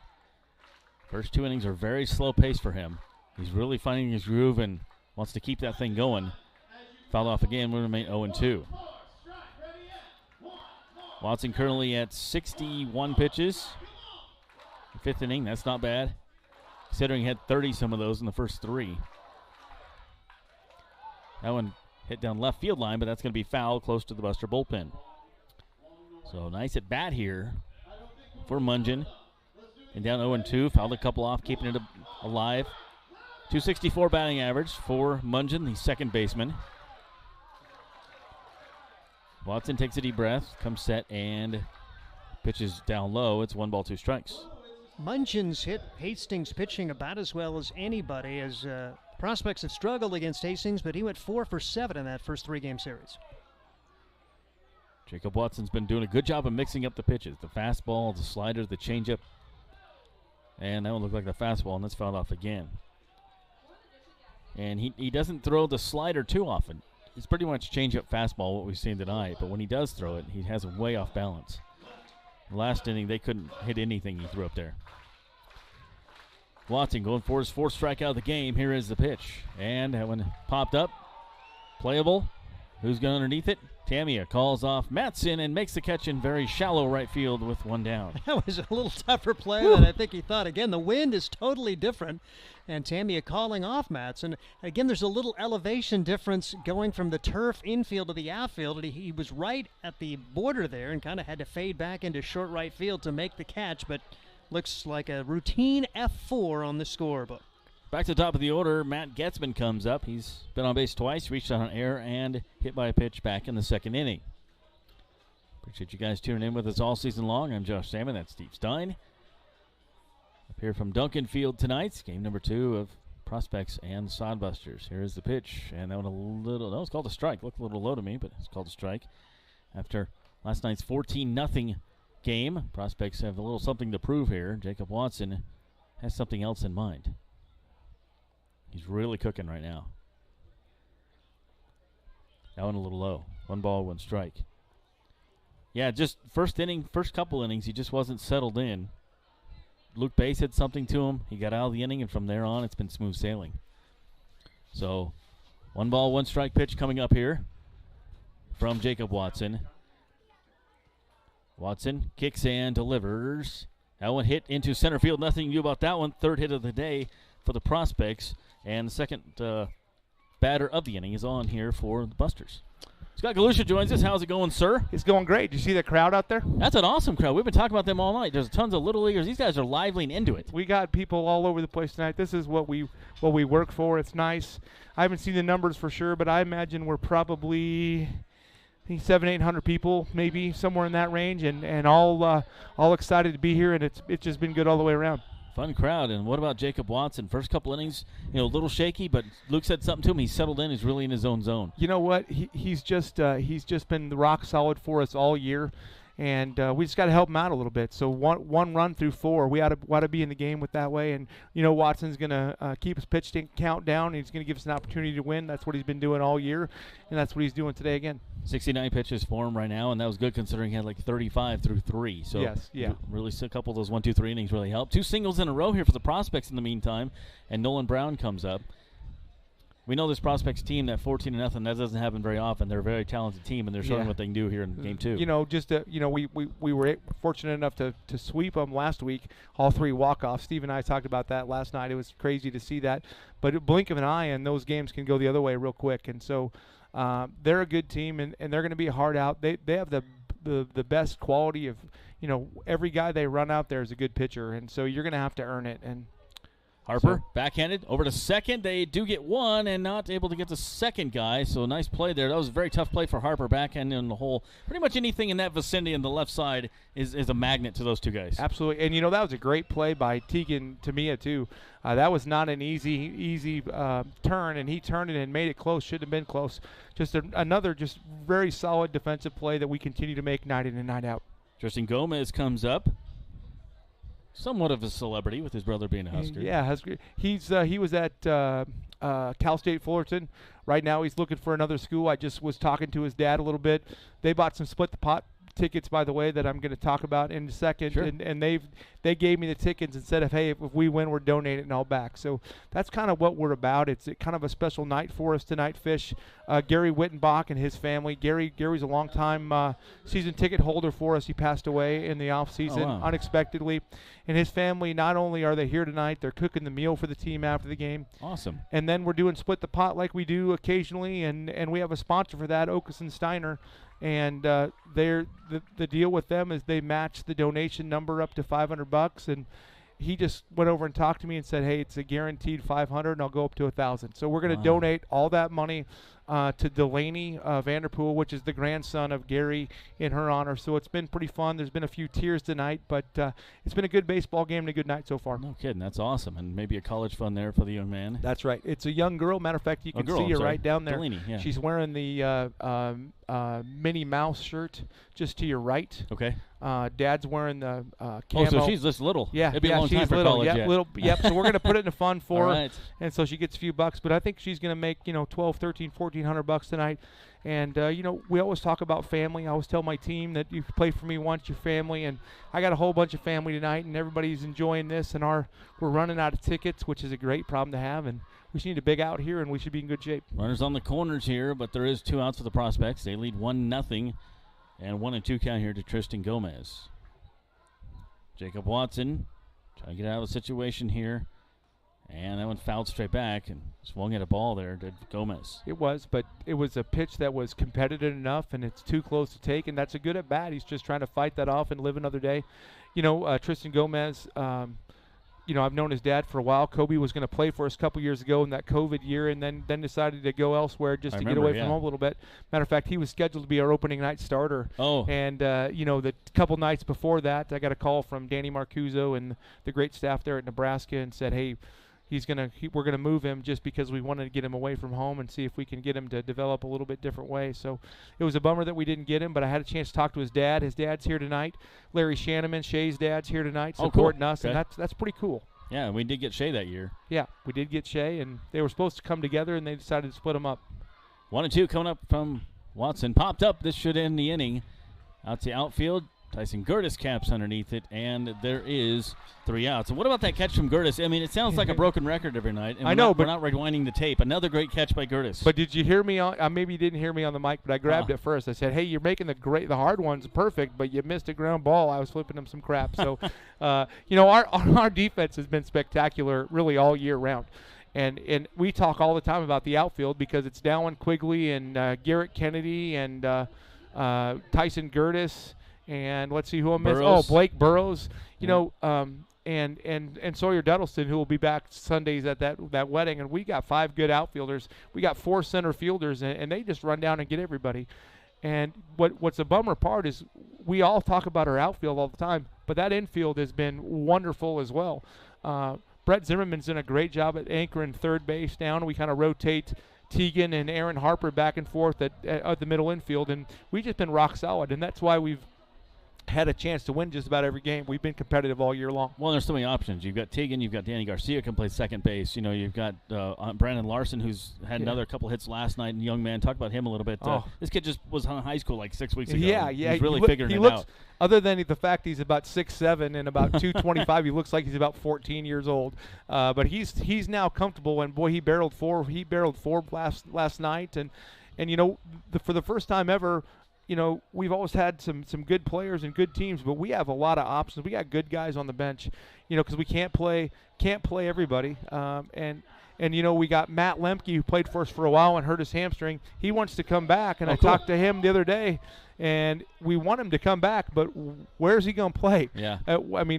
There's only so many guys we can rotate. So we're going to talk to Matt, and we're going to see if anybody has plans of leaving early. We'd like to have Matt back, and hopefully we get him. But that's just another really good outfielder and infielder we have.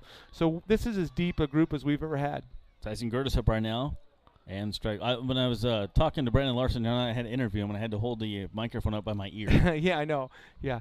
I told him I was going to scream at him, and it was about the third button from the bottom. I'm about at his belly button. But he's a great he's a very soft, very nice kid. He did a great job in our little kids camp, helping those little kids, and he's just a giant. But he's really come a long way and worked very hard, and he's getting to see the benefits of that now because he seems to be finding a barrel all the time. There's the 1-0 to Gertis. I asked Brandon Larson the other day, I said, what do you want to work on this summer? What do you want to improve? And he says, I want to learn how to live on my own. And I've never heard a player say that before, but that's a cool thing to have an answer.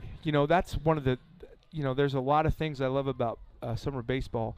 And one of the things that doesn't get talked about nearly enough is the things that we do off the field and the things we do as a group and the learning experience for these kids. Brandon Larson's from California. He's a long way from home, and and our host families just take him in and they learn and learn and learn. Those host families are just unbelievable. We've had the Hoffmans for years.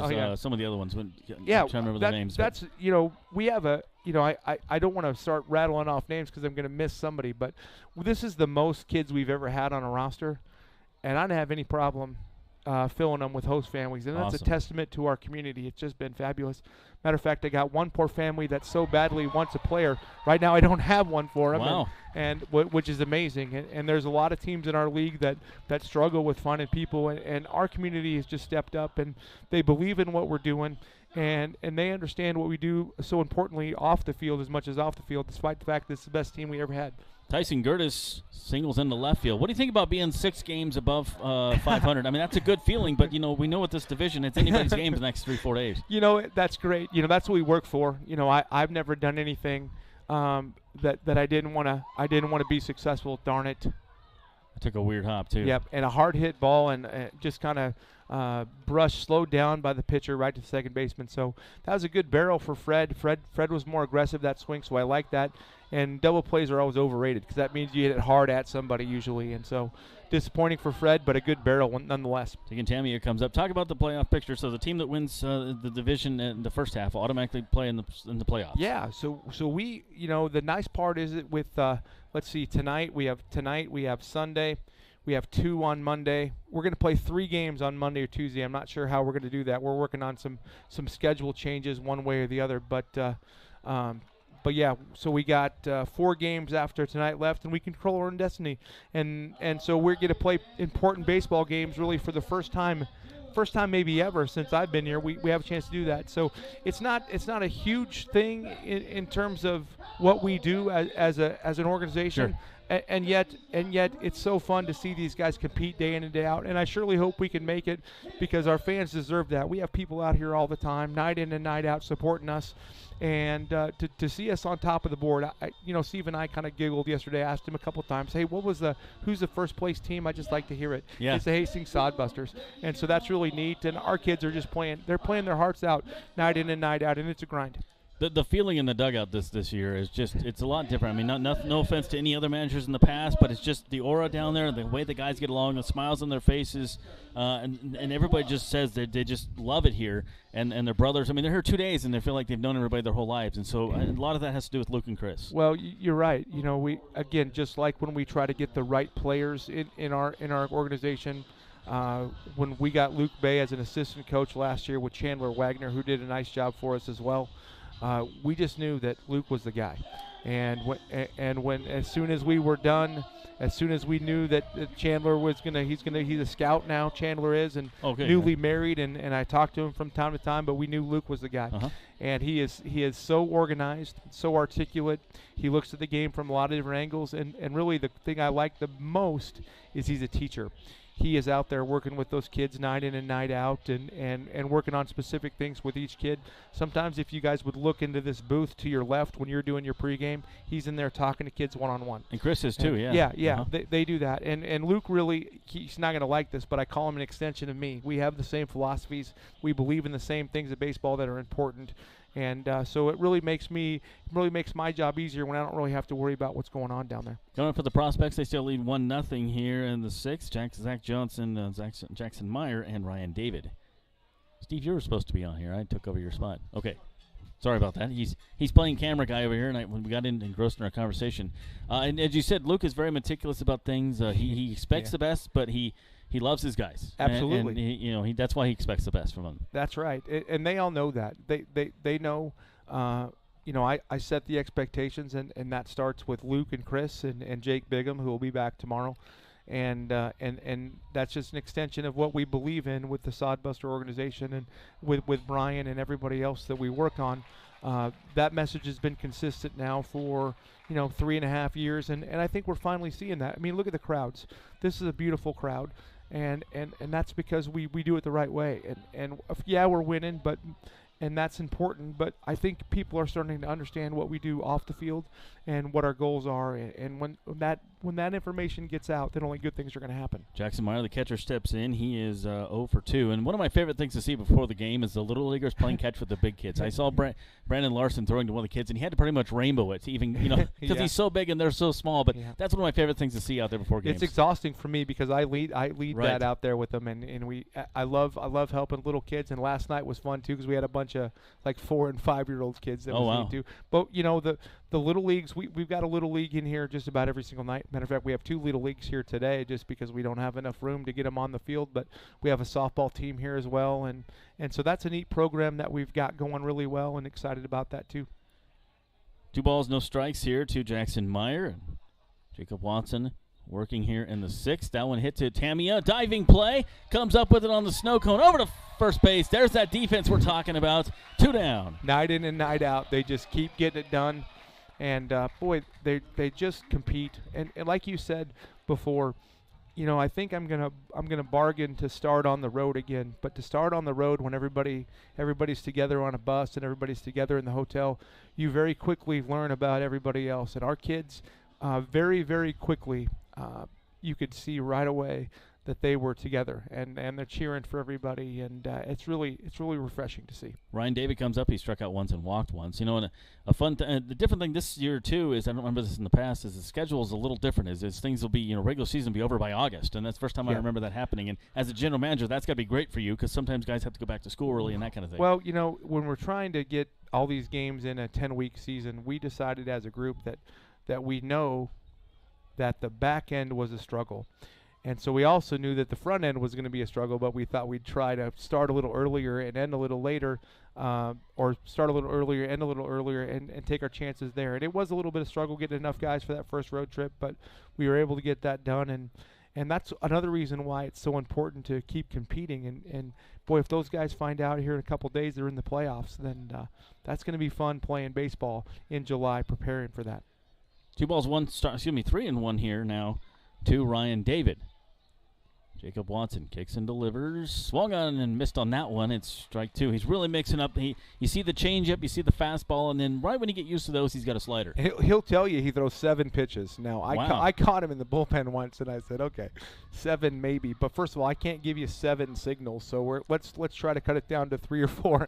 But he swears he's got 7 pitches, and he's got little wrinkles with everything, which is really why he gets good, because he can add, he can subtract, he can sink it, he can turn it, and so that's why he's tough to hit, because the ball's he's smart, he's a pitcher, he understands to keep people off balance. Well, a 2-out hit there for the first baseman Ryan David, his first of the night. He stands on second base with the double to right center field, so that brings up J.D. DePrima, the DH. He has struck out and a fielder's choice. Looking ahead here, we're going to have the one game on July 4th, early game, 6 o'clock. We're going to play at 5 o'clock. 5:05. Yep. Okay. We talked to the city and figure it out when the fireworks are, and so we're going to try to get people in and out of here. So it's going to be a great night to come enjoy a ball game and then get over there to the park to watch the fireworks display. So we're going to play one against North Platte on the 4th of July. Very good. And then July 6th, the military team's here. That's a fun one. It's really exciting. This is the first opportunity that we've had to do this, and I use an old guy phrase called barnstorming. I don't know if you guys remember that. Yeah. But so the U.S. military team happens to be coming through Nebraska, so they're going to play. Like in 4 or 5 days in a row. Throw them out, Gertis. Nope. Darn it. Little broken bat. Single through there, but good execution by them. Take advantage of that 2-out double by Ryan David, who was supposed to be a sod buster, so I know Ryan pretty well. And although I'd never like to see him score against us, I was happy that he's really been struggling pulling off the ball, but to see him go the other way and hit that ball hard was impressive. So again, that's part of baseball too. You still kind of pull for the other guys. Yeah, there is an arm going in the bullpen, and Luke Bay's going to come out and talk to him and kind of calm him down here. We are getting to the 70, almost 80 pitch mark here for him. 79 I have right now. Yep. You know, one of the things 80, I almost have 90 pitches. 90 pitches. Yeah. I thought it was in the upper 80s. So again, you know, 6 2/3 or 5 2/3, excuse me, and 2 hits. That's going to give you a chance to win each and every night. Now Steve needs glasses to figure out who's coming, but I can usually tell by their mannerisms. See who that is coming in here. Let's see who we got here. A pitching change here. It looks like it's Ryan Jacobs. It does look like Ryan Jacobs. I think. Fish, I'm going to hand. Thank you, everybody. Thank you, family, for watching. There's a couple things I got to do, so I got some administrative jobs to do. All right. So hey, guys, thank you very much, family. Thanks for watching. It does make me smile to know everybody's watching up there in Wisconsin every night. So thank you so much, and we'll see you guys soon. All right. Thanks, guys. Ryan Jacobs comes in the game, and the night is done there for. Thank you, Scott. Night is done for Jacob Watson, and he went to 5 2/3, gave up 6 hits, 2 runs, 1 earned, a walk, 4 strikeouts, 26 batters faced. He's responsible for the runner on base right now. It's 2-0 Prospects with the lead here, and well, you see Ryan come in the game here. Ryan Jacobs, and for Jacobs, he has pitched 19 innings this season. Let me get you some numbers on him. 19 1/3 innings for him, 2.33 ERA. Has struck out 29 batters he has faced, and he will inherit a runner here for the Nebraska Prospects. And, you know, it was a good couple innings there, and then just things started. 5th inning, they got a couple hits, and then here in the 6th, they got a couple hits, and so you think just the 90 pitch, and he's starting to get a little fatigued there, was Watson. Well, it's still summer ball, and you don't want to overwork him. He gave what he could today, and Sodbuster's got no offense so far today. So a lot of times, you know, you give up 2 runs in 6 innings, and you're in pretty good shape. And he really had a chance to finish this 6th, but got it 2 up, 2 down. But the double and then the single, it was so close to being an amazing play. It was off the glove of Matson at first and into right field. And either way, if he stops it, it keeps a run from scoring. Or if he doesn't touch it, Gertis may have a chance to throw out David at home. But both of those things going against Hastings in that situation as the ball got slowed down enough that Gertis didn't have a chance to throw out Ryan David at home. And J.D. Prima comes up with a big RBI single, and that second run looking awfully big. And we'll see if Jacobs can keep this a 2-0 game. Trey Mungin comes up now against Ryan Jacobs. First pitch fouled off to our right and over our head. That is a strike. And these teams know walk-offs very well. Busters had 3 of them earlier in the year against Prospects, but we'd like to just take the lead. There's plenty of outs yet. We have the bottom of the 6th coming up, but first we got to get out of the top of the 6th. 2-0 Prospects. I went outside, 1 ball, 1 strike. So 2 runs, 6 hits, 1 error for Nebraska Prospects. No runs, 2 hits, and 2 errors for Hastings. Runner to Prima leads off at first. A big lead for him. Fell off on the third base side. He's got a really big lead over there. So let's see if they end up throwing over there, if Jacobs is paying attention to him right now. It's tough when you go out there and you pitch a pretty good game like Jacob Watson did, and you can't get any offense when your team only has 2 hits. It's tough. Pitch coming up here from Jacob Watson, and that one's in the dirt. 2 balls and 2 strikes. Busters thus far have left a couple runners on base, so that doesn't help their situation at all. 2 balls, 2 strikes, 2 outs. Pitch on the way. Swung and missed. Got him on the strikeout, and down goes Mungeon, and down go the prospects here in the 6th inning. Nice job by Ryan Jacobs to get out of the inning. But there is 1 run on 2 hits and 1 left on base at the end of 5 1/2. It is 2-0 prospects. This is Sodbuster Baseball. You know Graham Tire for their quality tires and service, but did you know that they do brakes, batteries, and oil changes, and even shocks and struts? Graham Tire in Hastings has the quality products and great service you have come to expect from the Graham name. Rick and his crew will get you fixed up and right back on the road safely. And you can trust that the job was done right. That's peace of mind. Graham Tire in Hastings, West 2nd Street, open 7:30 to 5:30, Monday through Friday. A proud sponsor of Sodbuster Baseball.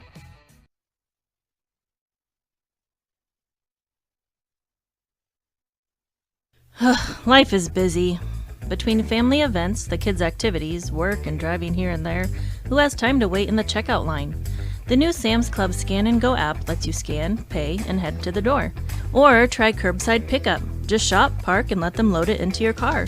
Curbside pickup for Plus members starts at 7 a.m. Monday through Saturday. Get all the products you love at the prices you expect from Sam's Club and skip the lines. Sam's Club, making busy lives less stressful.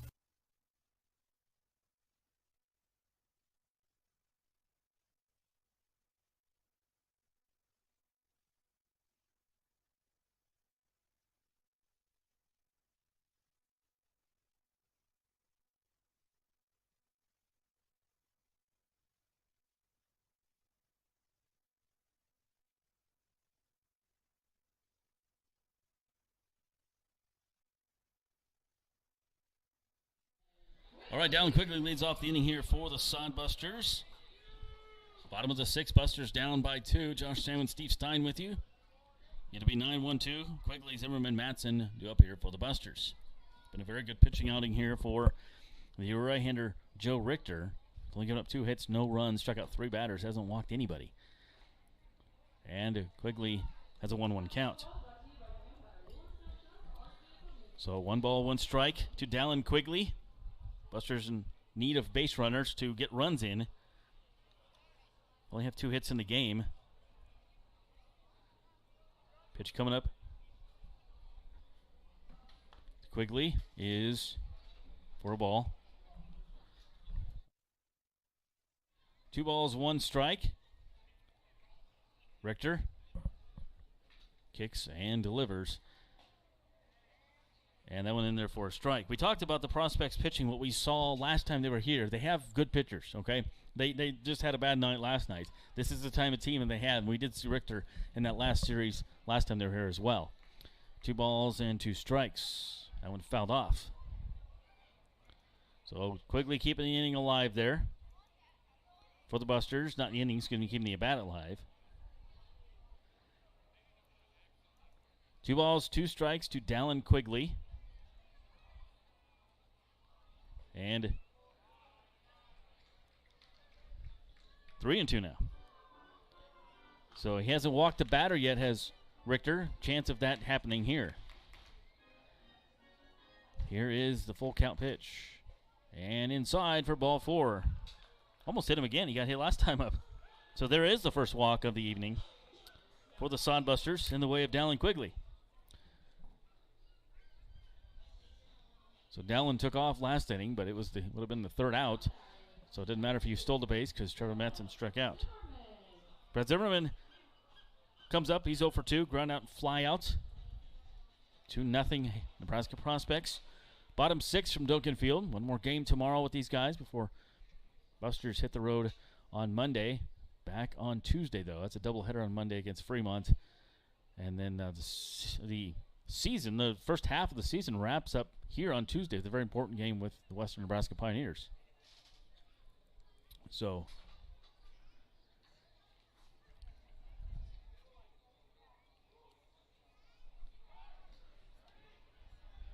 and Dallin Quigley steals second base. Figured he's going to go at some point.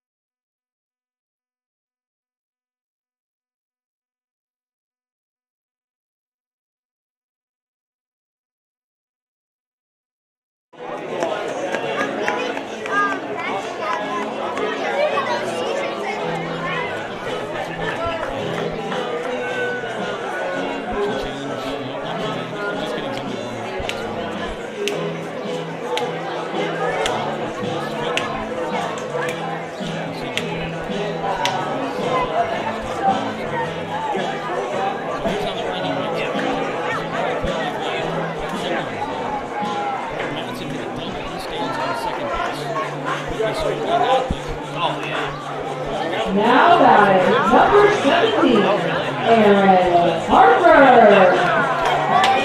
Come on, y'all, let's get into it. The Iceman.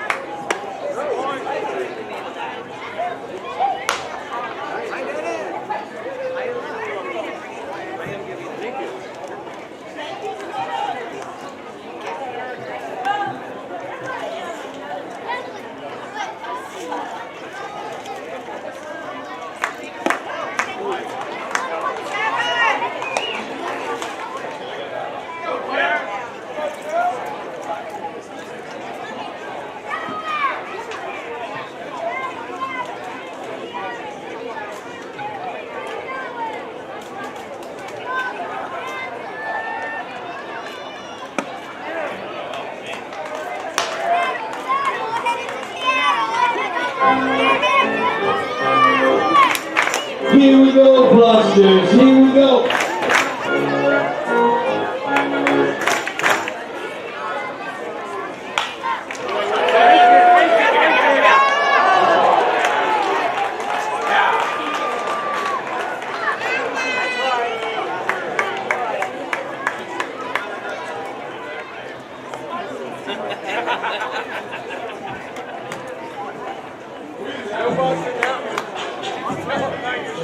Now batting, number 3, Brayden Mackey.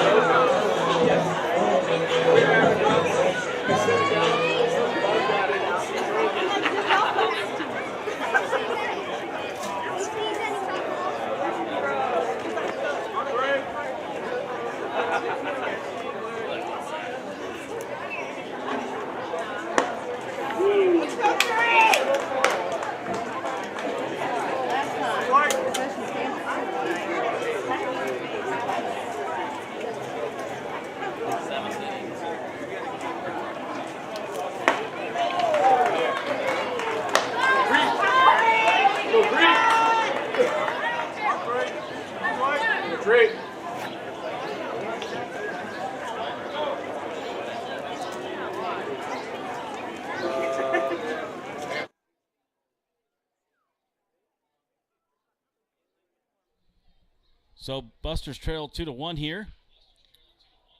2 outs. Blake Burrows follows that one into oblivion on the right field side.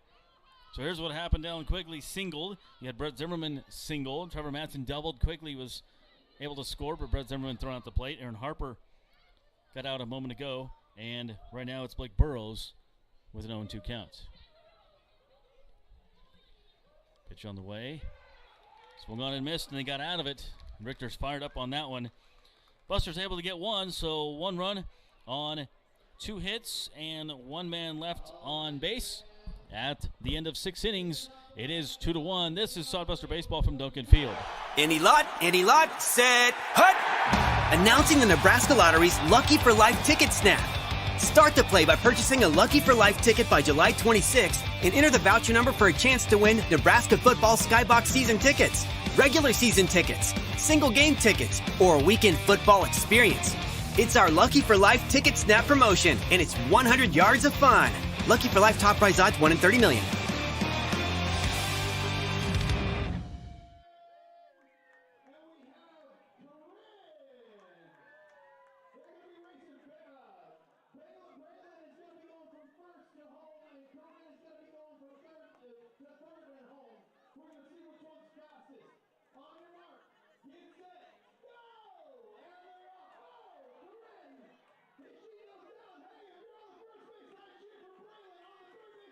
This is Sodbuster Baseball as we feature the Sodbusters and the Nebraska Pioneers. Hastings trails by a score of 2-1 as Hastings coming up with a run in the bottom half of the 6th inning, but unable to get that second run home. The RBI double from Trevor Mattson, and then Sodbusters still had an opportunity, but a fly out from Harper, a strikeout from Burrows, and Joe Richter survives that 6th inning, still in front as the Sodbusters now with 1 run on 3 hits.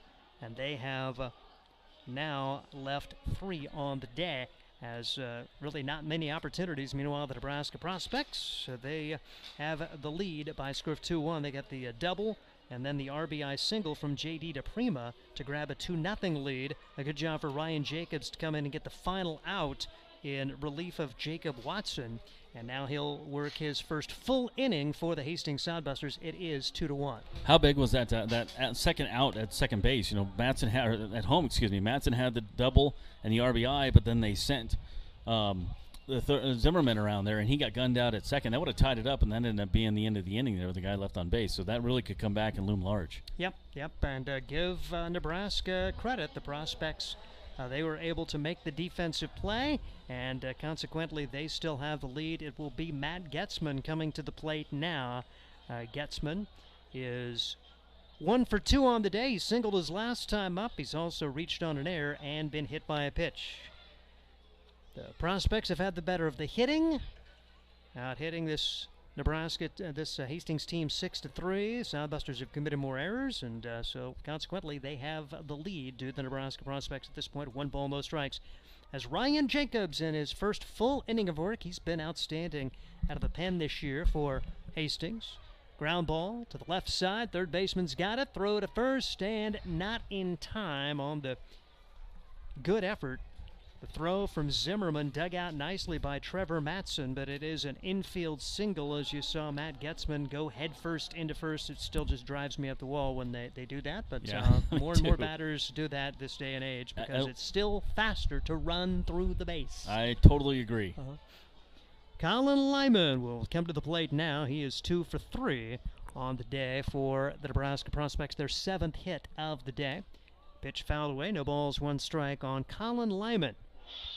Lyman going to Wayne State now after he spent a couple of years at Northeast Community College. A Platteview grad. No balls, 1 strike. Pitch misses. Throw down to first. And back in safely is Matt Getzman. 7th inning of play, and it's a good pitcher's duel. The Prospects, an unearned run in the first to take the lead. They added a run in the 6th. Sodbusters got their only run to the bottom of the 6th and wonder what might have been. The runner at second had the double from Mattson, scored 1 run on it, tried to score the second run, but Zimmerman gunned down at home, and when all was said and done, the Sodbusters could not come through with the tying hit after Harper flew out and Burrows struck out. Here's a looper down the first base line. That's going to fall for a hit, and hustling first to third will be Getzman, and boy, it's looking really big with the Sodbusters not getting it tied up as we see first and third for the Prospects here in the 7th with nobody out as Getzman singles, Lyman singles, and a big chance here for the Nebraska Prospects. Yeah, another hit for Nebraska Prospects in the game, and they really got the hits a-coming here. 4, 6, 7 hits for them in this game already. And that will bring to the plate the right-handed hitting Nolan Brown as Brown 0 for 3 on the day. Takes the first pitch for a ball, 1 ball and no strikes. I think that 8 hits, sorry. Brown. Couple of hits when these two teams met in the first series. Pitch is in there for a strike. Brown went 1 for 3 yesterday. And 0 for 3 today for Nolan Brown, one of their better hitters, but he has struggled against Sodbuster pitching overall until now. Gapping at left side, that is trouble.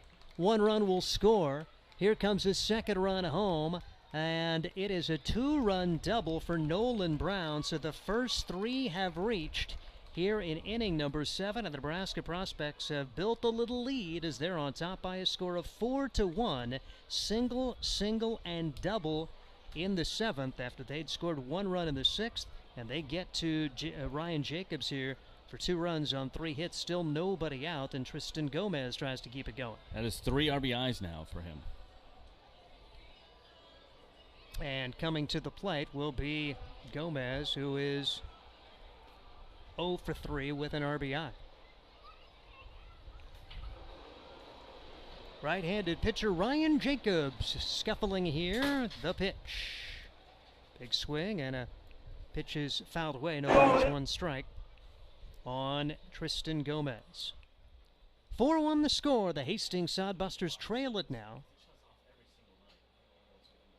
Sodbusters trying to battle back here, but right now it's Jacobs just trying to get an out. Here's a little looper. That's headed into left field, and that's a base hit. 4 straight hits to open the inning. The Nebraska Prospects, one of the top hitting teams in the league, and they are now showing it. 6 of their last 7 hitters have safeties. They had a double and a single before the strikeout to end the frame in the 6th, and the first 4 have reached here in the 7th, and right now Ryan Jacobs just trying to find a way to record an out. The Prospects coming into today as the 4th best hitting team in the league at 283. Fremont first at 321. Bouncing ball off the leg of Jacobs, stays with it and throws to first. So a large out, paying the price for it, but you'll take that. Brown stays at third. Gomez goes on to second base. A runner at second and third, and 1 out, and it's still 4-1. After 4 consecutive hits, they got the ground ball out. They needed to get that, but right now this thing's starting to turn a little lopsided here, and you want to control it while you can, but there's only 1 out, so you need some kind of odd double play or get the infield in and get the play at home. Sodbusters will indeed play the infield in as we're getting late, top half of the 7th inning, and offense coming late for both of these teams. It was just 1-0 heading into the 6th. We've seen runs scored in each of the last 3 at-bats for the respective teams. The pitch swung on and fouled away by Jackson Myers, 0 for 3. He did not play yesterday. Overall, he's 1 for 8 against the Sodbusters this year. Home plate umpire giving the catcher a little bit of a breather here as the ball bounced, maybe got a piece of Fred Bond. And our home plate umpire today, Tim Stroman, Matt Overmiller working the field. Those 2 guys were in the opposite spots yesterday. 4 runs, 10 hits now for the Nebraska Prospects. 1 run on 3 hits for Hastings. Pitch swung on and missed, and quickly 2 strikes on Myers. Strikeout would look really big here, as Ryan Jacobs does have 1 strikeout since entering the game for Jacob Watson. Watson would be the losing pitcher if the Sodbusters can't come back.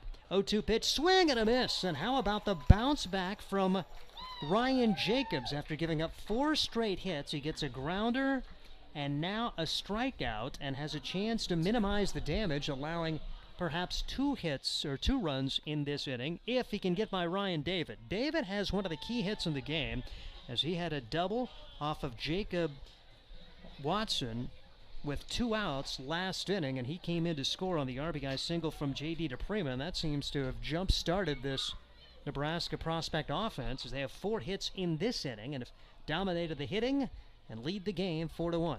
1-0 delivery, pitch swung on and missed. 1-1 the count now on Ryan David. Sodbusters trail it 4-1. 4 runs, 10 hits for the Nebraska Prospects as they try to hand Hastings a critical loss here late in the first half of the Independence League schedule. Big swing and no contact here, and it's 1 ball and 2 strikes on Ryan David. David was 0 for 1 before his big double to ignite the 2-out rally last inning, including a strikeout and a walk against Jacob Watson. Watson chased after 5 2/3 innings, allowing 2 runs, just 1 of those earned, but it would be the losing pitcher. Yeah, he's had right at 90 pitches too, and he got yanked. As David trying to keep it going here in the 7th inning against Ryan Jacobs. Jacobs out of the stretch. Check of the runners at second and third. The pitch swung on and missed. So nice bounce back for Ryan Jacobs. It was starting to get away, but he gets a ground out and a pair of strikeouts. And we will head to the bottom of the 7th. It's Nebraska 4, Hastings 1. This is Sodbuster Baseball. Are you tired of lousy internet and faceless customer service? It's time to experience local, honest, hassle-free, and exceptional. That's the Allo promise. We not only provide crazy fast fiber internet, crystal clear TV, and dependable phone service, But we choose to become a part of the communities we serve and love when everyone calls or stops by our store to say "Allo." So don't settle for mediocre, settle for exceptional with Allo. Visit us at allofiber.com/local. There's nothing like relaxing on a summer day. Nothing like taking in a Hastings Sodbuster baseball game. And there's nothing like an ice-cold Pepsi to make the day perfect. Pepsi Cola of Hastings wants to make your nothing like be the best day it can be, whatever the occasion. Enjoy your favorite refreshing Pepsi product throughout the Sodbuster season and make your nothing like memories. Pepsi Cola of Hastings, a proud sponsor of Hastings Sodbuster Baseball. We bring you Sodbuster Baseball, and it is going to be a new pitcher coming in for the Nebraska Prospects. Shea Zetterman, a right-handed pitcher, will take the hill. So Shea Zetterman takes over for Joe Richter. And for Richter, he would stand to be the winning pitcher, surviving that 6th inning at that big play at the plate and then set down the 3 and 4 hitters with the runner in scoring position. And leaves the game allowing just 1 run on 3 hits. Didn't allow many opportunities at all for the Hastings Sodbusters. And so now Shea Zetterman will come into the contest. He's a North Dakota State product out of Lincoln Southwest High School. So Zetterman seeing his first action on the hill today. Shea Zetterman, big right-hander, with an opportunity to try to get some innings here. A right-handed pitcher out of North Dakota State. Hastings Sodbusters will have Adams, Gertis, and Bond to try to get it done against Zetterman. Still some at-bats to work with, but it's getting late, and the Sodbuster offense limited to just 3 hits in the game. Had 1 hit in the 4th inning, 1 hit in the 5th, and 1 hit in the 6th. Interestingly enough, the hits in the 4th and 5th both erased, one on a caught stealing, another on a double play. And even the double that Trevor Matson hit, they got 1 run home there, but then ended up having a 2nd run thrown out at home. So even that hit ended up producing an out while also producing a run. And here comes Sam Adams to the plate. Sam is 0 for 1. He was hit by a pitch and struck out. Pitch swung on to miss. No balls and 1 strike on Sam Adams for the Hastings Sodbusters. Still looking to get it going a little bit is Sam Adams against this team from the Nebraska Prospects. Big swing, no contact. Went 0 for 3 with a run scored yesterday and was 1 for 8 in the first series against the Prospects when Hastings ended up getting 3 walk-off wins. 0-2 delivery misses for ball 1. 1 ball and 2 strikes. So the new pitcher, Shea Zetterman, in there for the Nebraska Prospects. 1-2 the count. Zetterman looks in at his catcher and brings the pitch home. Off speed, misses. 2-2 the count. Zetterman, 6'4", 220-pounder, taken over for Joe Richter, who worked 6 solid innings and would be the winning pitcher. It's now in the hands of the bullpen, with Ryan Jacobs taking over for Jacob Watson for the Sodbusters. 3-2 the count now, so Adams has worked his way back to full. Sodbusters need base runners, trailing by 3 in the bottom of the 7th. 3-2 pitch. Swing and a miss. Sam Adams down on strikes for the 2nd time today, and a good debut for Shea Zetterman for the Nebraska Prospects. He'll now be facing Tyson Gertis. Gertis struck out his first time up, singled, but was erased on a double play in inning number 6. In inning number 5, rather. We're now in the 7th as the pitch swung on and missed by Tyson Gertis. Gertis, when these teams met the first time, 1 for 9 in that series. Pitch swung on and missed. Went 0 for 0 yesterday. Came in as a pinch hitter, walked twice in the 8th inning, a wacky 8th where Sodbusters sent 12 to the plate and scored 6 times to make a comfortable lead a laugher as they took an 8-0 lead and made it 14-0. Like to have a few of those runs right here. Trailing at 4-1. The Sodbusters yesterday with plenty of offense. Today, little to none. Pitch on the outside corner for a strike, so back-to-back strikeouts for Zetterman, and the Sodbusters will have Fred Bond up there now. Bond, a couple of groundouts, the last one being a double play. It was a large one at the time as the Sodbusters trying to rally, and a 1-4-3 twin killing. The ball bounced off of the pitcher's mitt and right to the second baseman. Stepped on the bag and threw to first for the double play. Pitch missing for ball one. 1 ball and no strikes on KU recruit Fred Bond out of Chandler, Arizona's Red Mountain High School. 1-0 the count and the pitch. Big swing, no contact, 1-1. Right now Zetterman has really been dealing. Sodbusters having a heck of a time finding the measure of Shea Zetterman. Zetterman winds and delivers. Pitch over for a strike, 1-2 on Fred Bond. He has not had any success against this Nebraska Prospects team. Was 0 for 7 in the first series. Pops this one high in the air.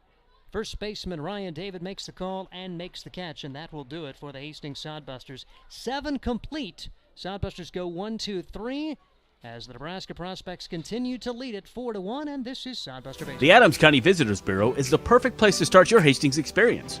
Hastings is the birthplace of Kool-Aid. See the Kool-Aid exhibit at the Hastings Museum along with many other exhibits and a planetarium. Enjoy the historic housing district, strolling through downtown parks, and beautiful shops.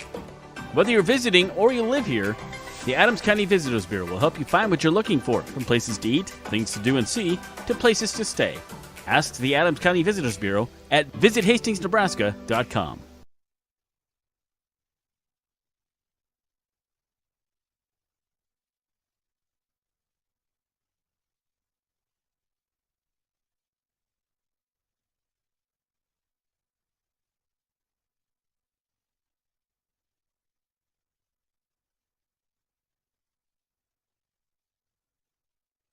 Are you tired of lousy internet and faceless customer service? It's time to experience local, honest, hassle-free, and exceptional. That's the Allo promise. We not only provide crazy fast fiber internet, crystal clear TV, and dependable phone service, but we choose to become a part of the communities we serve and love when everyone calls or stops by our store to say Allo. So don't settle for mediocre, settle for exceptional with Allo. Visit us at allofiber.com/local. We head to the 8th inning. The Nebraska Prospects lead the Hastings Sodbusters 4-1, and a new pitcher coming in for the Sodbusters, as we will get a look at Matt Sagmut making his 5th appearance. He's thrown 8 innings. He's allowed 4 runs, 3 of those earned on just 2 hits. He has struck out 12 and walked 3, a record of 1 win, 1 loss for Matt Sagmut. Good to see him get an opportunity here. He's out of Hope International College in California, the Hope International Royals, a college teammate of David Rudgrow. And Matt Sagmut, business major. He already has a couple of online businesses, so kind of an entrepreneur already, and a very well-spoken young man. We're going to have a chance to play that interview with Matt Sagmut during one of our Sodbuster broadcasts.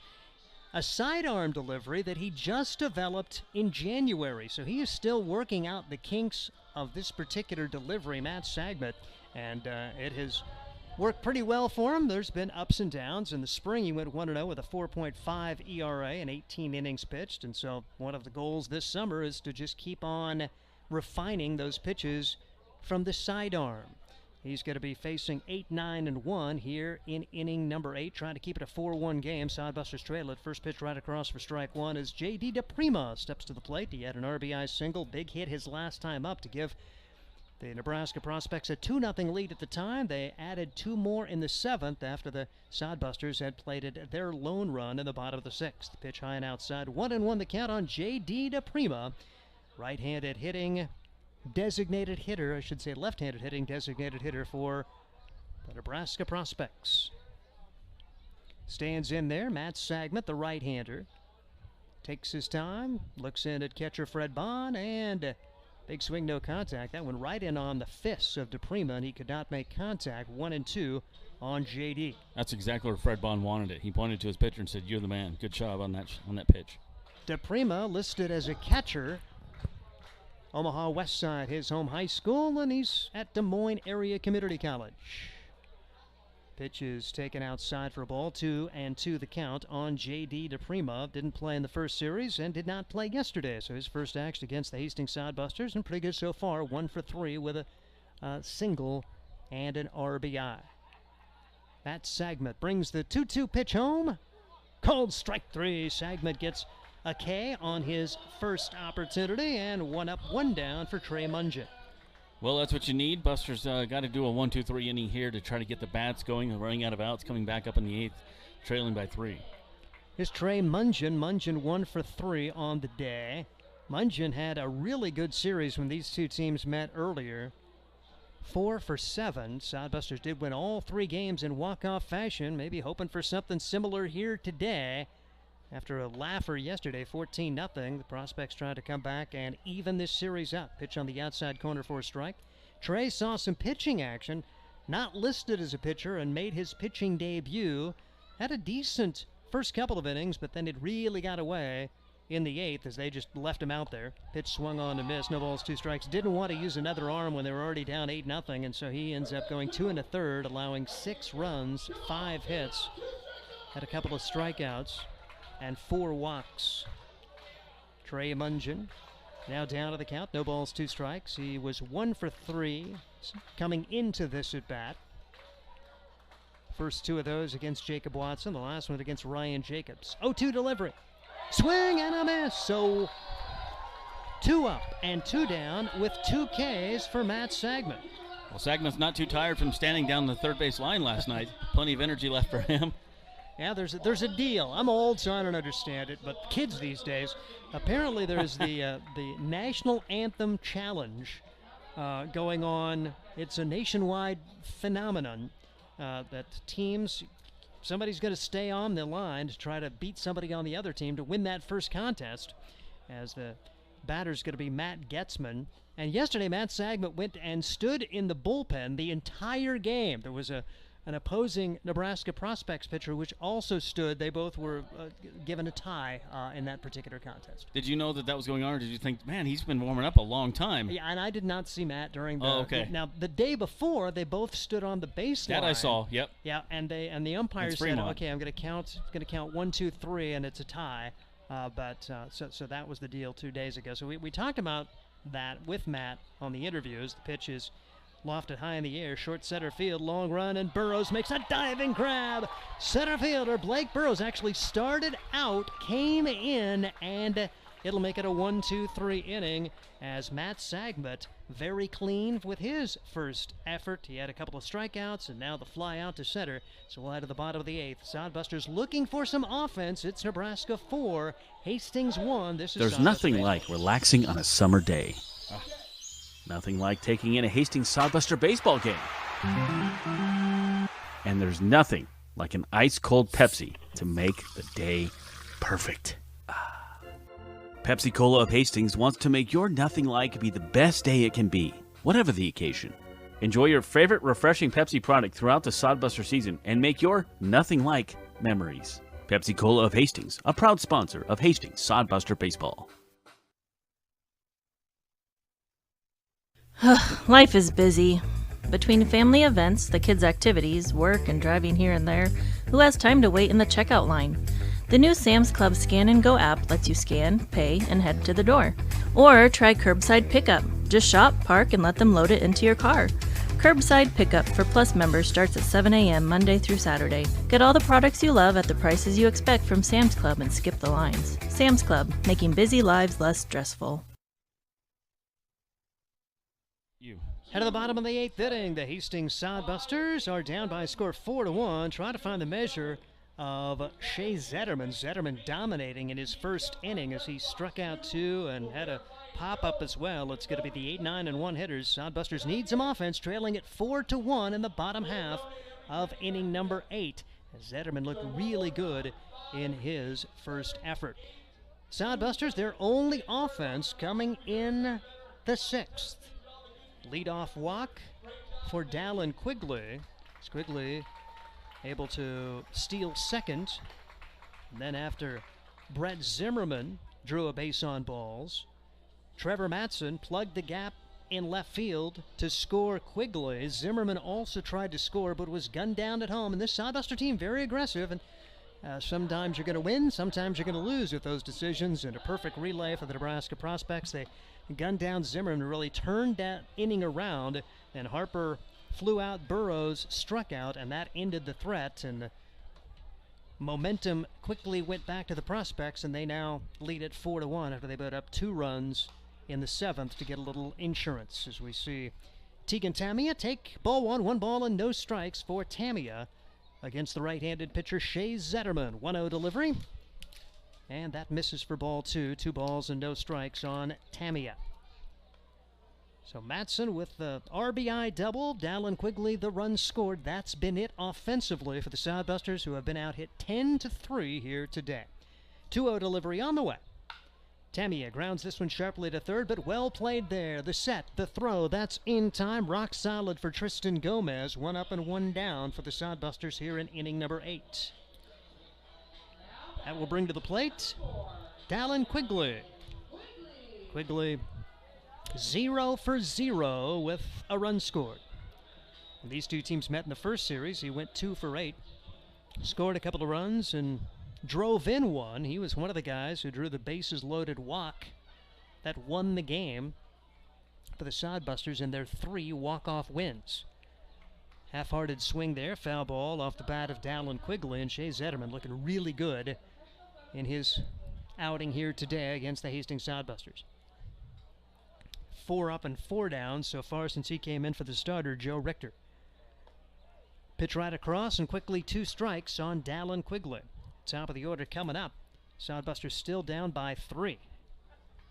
Jacob Watson got the start, would be the losing pitcher, allowing 2 runs on 6 hits. Check swing. Quigley did not offer at it.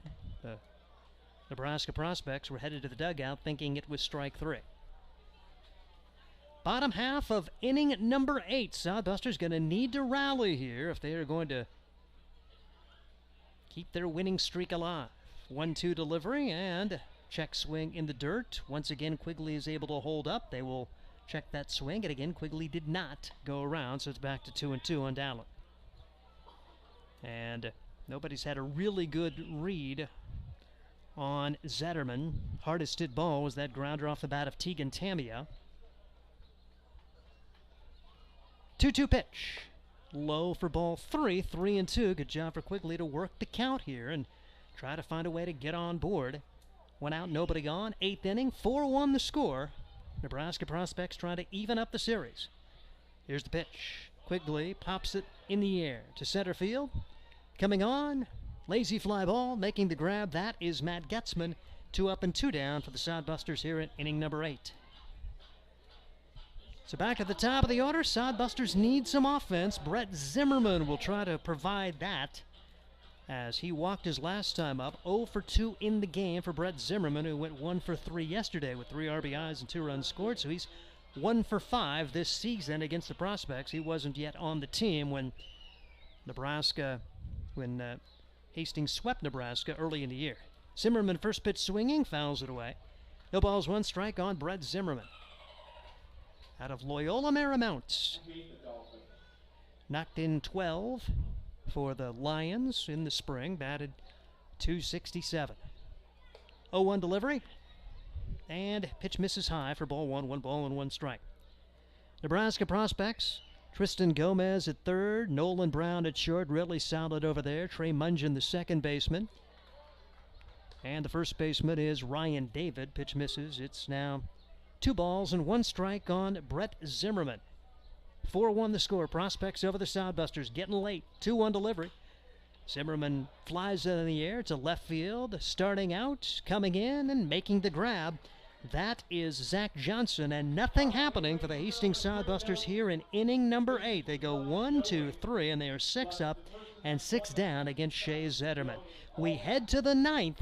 It is Nebraska 4, Hastings won. Josh Salmon will have the 9th inning when we come back. This is Sodbuster Baseball.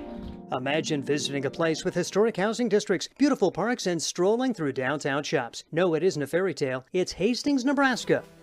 Hastings is the birthplace of Kool-Aid. You can see the Kool-Aid exhibit at the Hastings Museum, along with many other amazing attractions and a planetarium. And visit the one and only Nebraska Bigfoot Crossroads of America Museum and Research Center. It all starts with the Adams County Visitors Bureau. Start exploring at visithastingsnebraska.com. Experience Hastings with the Adams County Visitors Bureau.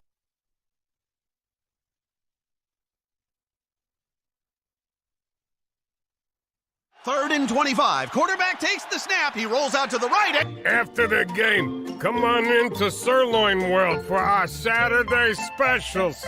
It's more fun to watch Nebraska football in person. And for a chance at great seats, enter the Nebraska Lottery's Lucky for Life ticket snap. Through July 26th, buy a Lucky for Life ticket and enter the voucher number for a chance to win Nebraska football Skybox season tickets and more.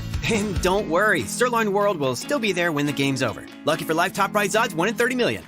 Welcome back. Neil Diamond time here at the ballpark. If you're in Duncan Field, that's what we do in the 9th inning. Win or lose, leading or not leading, it's Neil Diamond time in the 9th. That segment has lots of reason to celebrate. Good inning for him last inning, but it's going to have to go 1-2-3 here with the prospects. They're still leading 4-1. Buster's not able to do anything in the bottom of the 8th and hope that they can walk it off. We've seen it happen. Wouldn't it be weird to do it 4 times this year against prospects? Stay tuned to that. Colin Lynham is up here for the prospects. It's going to be 2-3-4 for Nebraska. Hastings pitcher Matt Segment back out there. Pitch on the way and in there for a strike. As Steve mentioned, it's very interesting to hear that he just recently started doing the sidearm throwing thing. And you would think after pitching your entire life or over the top, it'd be a really hard switch to go that way, but he's very effective at it.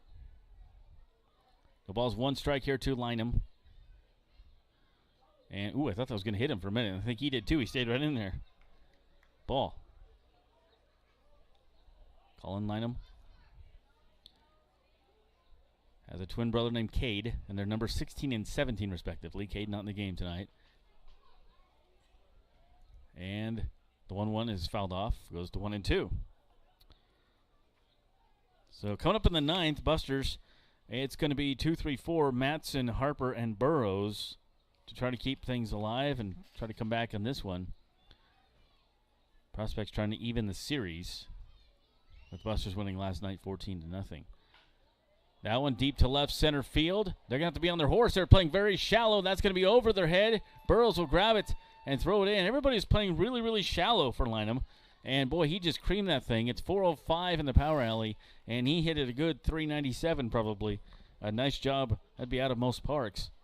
But that power alley is huge. So a double, another leadoff hit for the prospects. And another double. Another extra base hit for them. I have 3 doubles here today for them. Nolan Brown comes up. By the way, that's the 4th hit of the day for Lynham. It's pretty crazy. So Nolan Brown is 1 of 4. Lynham is hitting .433 now. Fake to second. That's crazy for Lynham. Yeah, Colin not in the lineup yesterday. Cade was in the lineup, but Colin's really been the guy who's been producing a lot for this team throughout the summer for the Nebraska prospects. That segment, that one inside, almost hits the guy, and it's ball 1.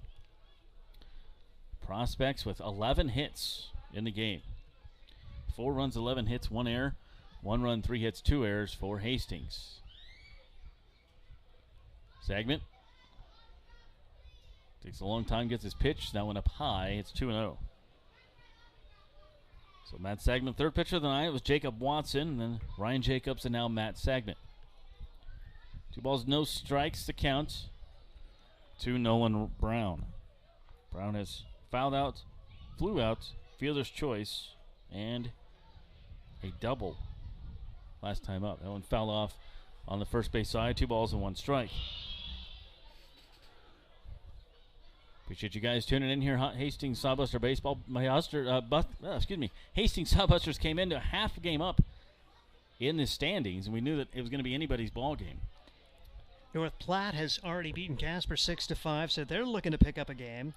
We'll get you the other scores here as this in-bat and inning ensues. Big throw back to second. Not buying it.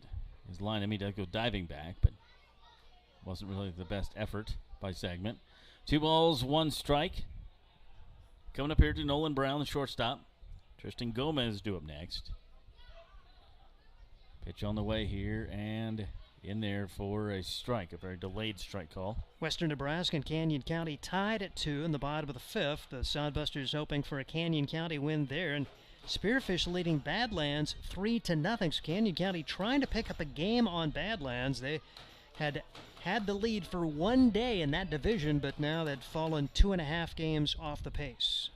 2 balls, 2 strikes. Now in a deep rip to left field. Quigley playing it perfectly, and there's 1 down. He didn't have to move very far for that one. Had him played just right. Nolan Brown right on the button again. He had the 2-run double the last time up against Ryan Jacobs. Hit it hard again, but it's allowed out, so 1 on, 1 out for Gomez. Bring up Tristan Gomez. There's only 2 guys in the prospects order that don't have a hit tonight. That's Johnson and Meyer, the next 2 hitters. Gomez has 1 single. He's 1 of 3. That segment wants a new signal from his catcher, Fred Bond. New sign, I should say. Does get the one he likes. Lynham leads off of second base. He led off the inning with a double. There's 1 out. 4-1 prospects, top 9. Sagment comes set, and that one outside. The other game going on in the Independence League, Fremont leading Gem City, top of the 6th, 3-1. So Sodbusters getting no help from any other teams. All of the teams chasing Hastings. Well, 2 of them, one is won, 1 is winning, and the other is tied. Thank you. That's interesting to follow. 1 ball, no strikes. Upstairs, we mentioned the season, the first half of the season ends Tuesday, and Busters will be at home here with Western Nebraska Pioneers, and so it would be interesting if it got down to those 2 teams. Several games between now and then, and they're going to intentionally walk him. Yep. Go ahead and intentionally walk Gomez to get to Johnson, try to set up the double play. Johnson's been really scuffling. He's 0 for 4, a couple of strikeouts. He struggled yesterday with the trio of strikeouts, and so Sodbusters going to take their chances here after they fell behind with Gomez. They were kind of intentionally walking him and then just said, okay, go. Johnson's still batting .340, even though he's 0 for 4 on the night. Tells you what kind of hitter he was coming into this game. But they like their chances better with this one. So let's see if the double play move works off. Pitch inside. Sagment again has fallen behind every batter this inning on the first pitch. Mentioned Johnson. He actually had 2 hits yesterday, but he had a huge strikeout when they had an opportunity to make it a ball game. It was 3-0 at the time, and Brayden Mackey got a big K in that situation, in that 14-0 win. That one hit to right field. Gertis in the sun makes the catch. Runner tags. Throw is going to go to third base. They're going to let it go, and the runner will make it. So good tag up there by Lynham to advance to third. Runners on the corners with 2 outs. But Sagment a chance to survive this inning with no damage done now if he can find a way to get Jackson Meyer. Sacrifice fly by Johnson, and that's Jackson Meyer. The catcher comes up. He's the only other person in the lineup besides Johnson who has not had a hit. In fact, he hasn't been on base. Fly out, ground out, strikeouts for Meyer. Sagment would like to continue that trend.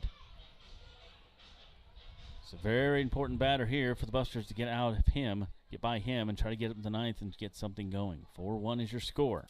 Top 9, Nebraska Prospects with the lead. Hastings right-hander, side armor. That Sagment comes set. They let the runner steal. Probably a good idea. Stolen base there is Gomez.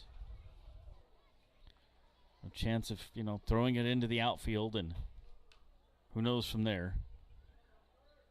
Not that it would happen, but just in case.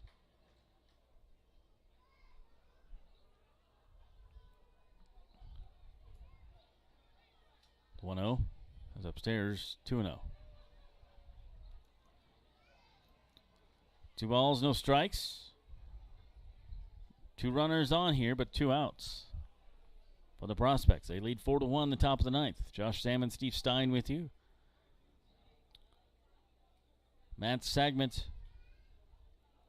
taking a little longer this inning as laboring a little bit. 26 pitches, 27 now for Sagment, 3-0. Meyer is 0 for 4, so if you look at lineup, just technically on paper, it should be one of your easier outs, but he's throwing 3 straight balls to him. And make that 4. So now you have bases loaded. And a little bit of a conundrum. First walk given up by Sagment in the game. And that brings up Ryan David. David doubled back in the 6th, but he struck out twice also in the game. He's also walked. First baseman Ryan David, only batting 161. 3 RBIs coming into this game. 1 ball, no strikes. Still at 3 RBIs. Doesn't have one yet tonight. Sagman has gone 1-0 to every batter this inning.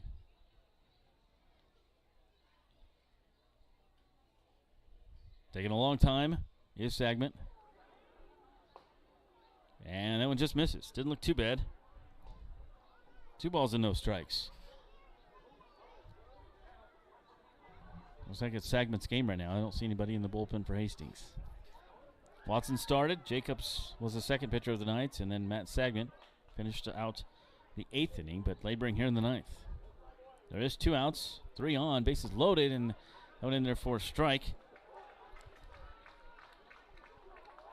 2 balls, 1 strike, 2 outs. Bases full of prospects. One more game tomorrow. Hastings won last night. Prospects leading tonight. Tomorrow's 3rd game of the series, the last game of the series. And strike 2.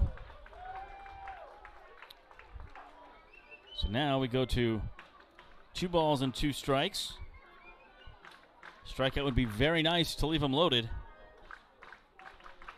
I have 7 men left on base tonight for prospects. I think it's more than that, though.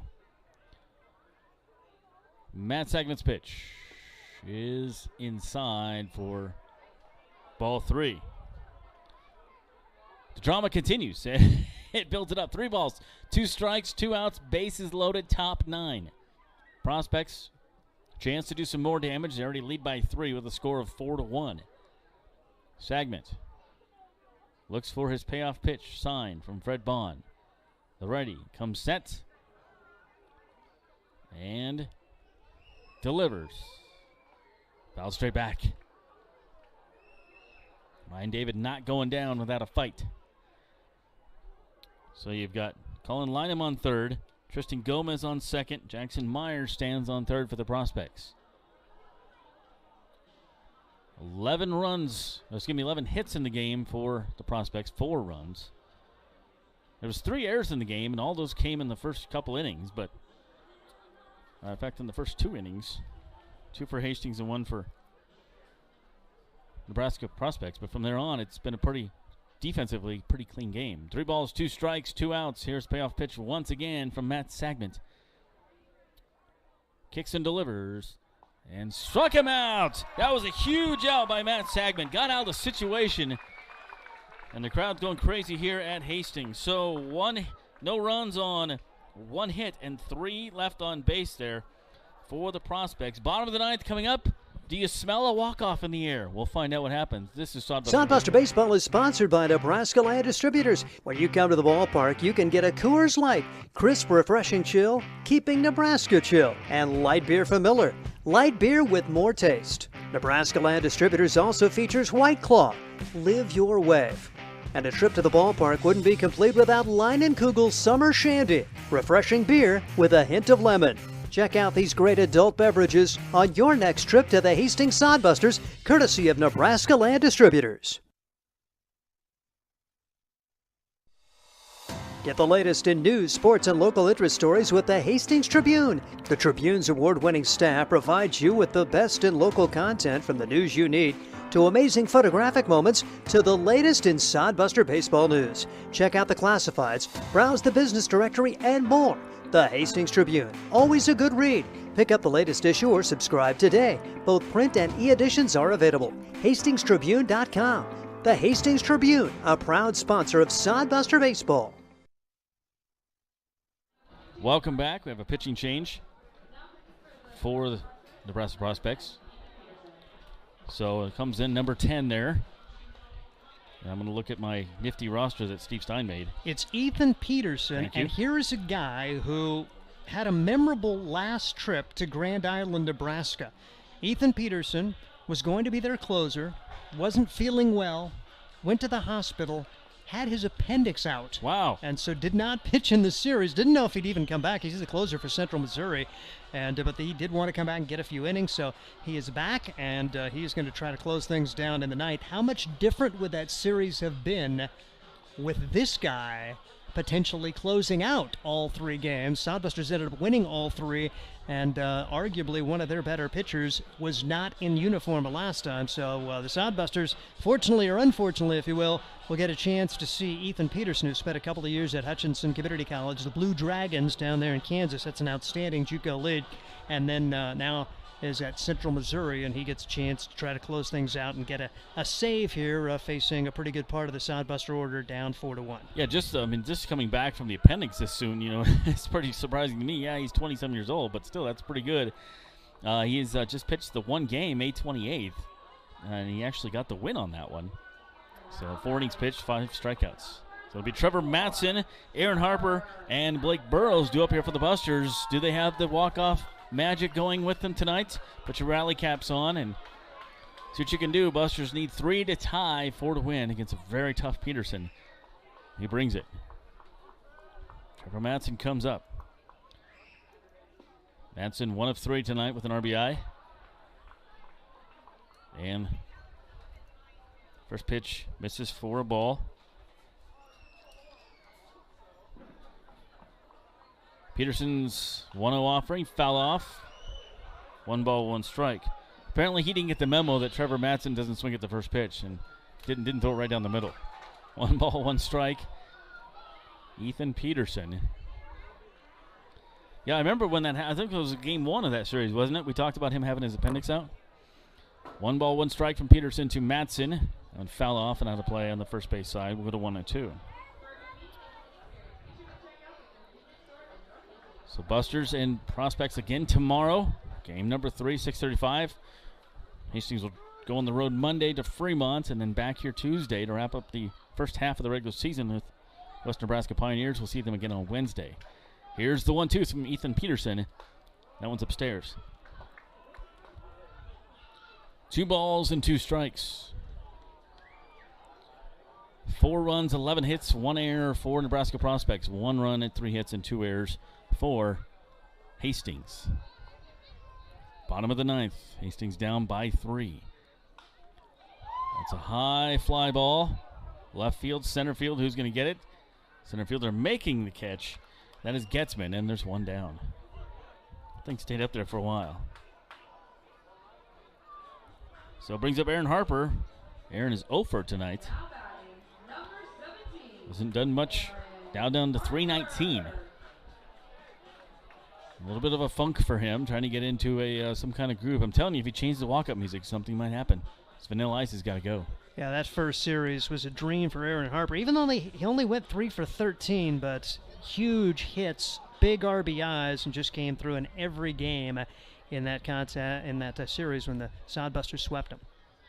Here's the pitch. The one game he was the hero with the game when he walk off, and I think it was either the next day or the third day that he got the tying runs and hit the tying runs in. So 1 ball, no strikes, 1 out. Busters trail 4-1. Ethan Peterson comes sets, and that one upstairs 2-0.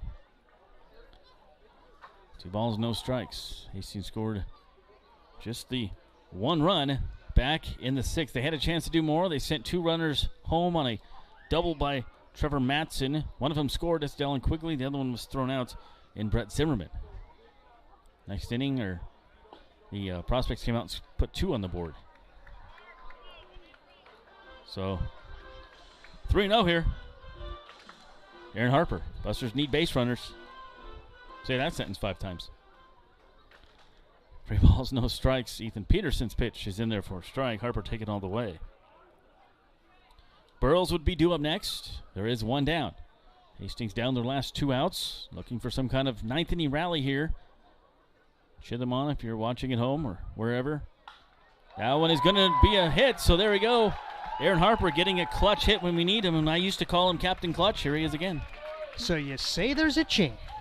Very nice. Here we go. It's there's the opportunity, and maybe it begins. Like I say, that the 2 insurance runs just monstrous for Nebraska there in the 7th inning. So a lot tougher to try to get 3 than 1, but you never know. And the Sodbusters going to pinch hit here. A guy who swung it really well yesterday. We'll get a chance to see the big fella, Brayden Larson, who was dynamite yesterday with a 4-hit game, including a 2-run triple. Big spot for the young man here. Hasn't officially started his college career yet. And 1-0. He's been swinging the bat very well the last 2 or 3 nights against Fremont. That had a couple hits against them and that series, and now 2 hits last night. That one strike, fouled straight back, 1-1. So Blake Burrows is out of the game. And I understand the move here, and I agree with it. I like Blake Burrows, but Brayden Larson's been hitting pretty well. Left-handed bat against right-handed pitcher. Just makes sense. Aaron Harper leads off of first base. Pitch coming up here from Ethan Peterson is inside. The slider misses. It's 2-1. Yeah, how about Larson? 4 for 6, 3 RBIs, 2 runs scored, including that big 2-run triple that basically put the game on ice. Sodbusters had a 3-0 lead, but that 5-run inning kind of put it away for Hastings yesterday. Brayden Larson from Rockland, California. He's now heading the count, 3-1. Look at that Moose series. He had 3 hits in that series. That's where he really started coming into his own and getting more comfortable with college pitching. And 3 RBIs in that last game against the Moo, and then 3 yesterday against the Prospects. 3 balls, 1 strike, 1 out. Aaron Harper stands on first. Busters trail, and it's a walk. So 2 on here for Hastings in the 9th. Not going down without a fight. Well, bring the tying run to the plate as Sam Adams, he's due 0 for 2, hit by a pitch, and there is going to be a visit to the mound. I'll tell you, it was an interesting move. There's going to be a pinch runner in for the Hastings Sodbusters. It's Garrett Kennedy will replace Larson, and again, the versatility that Hastings has. You're able to put a speed guy out there.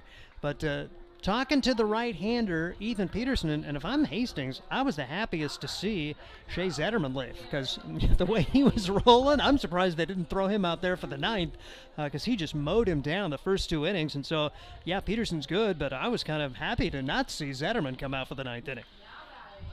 Sam Adams comes up. Catcher tonight. Sam, chance to do some damage here for the Busters, at least keep them in this thing. 2 runners on here. You got Harper that runs well, and you got Kennedy that runs extremely well at first. So I like the managing here by Luke Bay. You know, you bring up Brayden Larson, he walks. You put in the speedy guy. You have Garrett Kennedy on the base, on the bench, and one of the fast guys. You have all these fast guys, so you can rotate this in. You have these options. It's nice to have these things. Hopefully that pays off. 1 ball, 1 strike. Sam Adams 0 for 2. Officially batting 151, so a chance for him to maybe snap out of it right here, and this would be one of the bigger hits of his Sodbuster career if he can get a couple RBIs here. And doesn't have to do too much. I mean, Sodbuster still need another base runner, so he can work the count against Peterson. Yeah, he represents a tying run.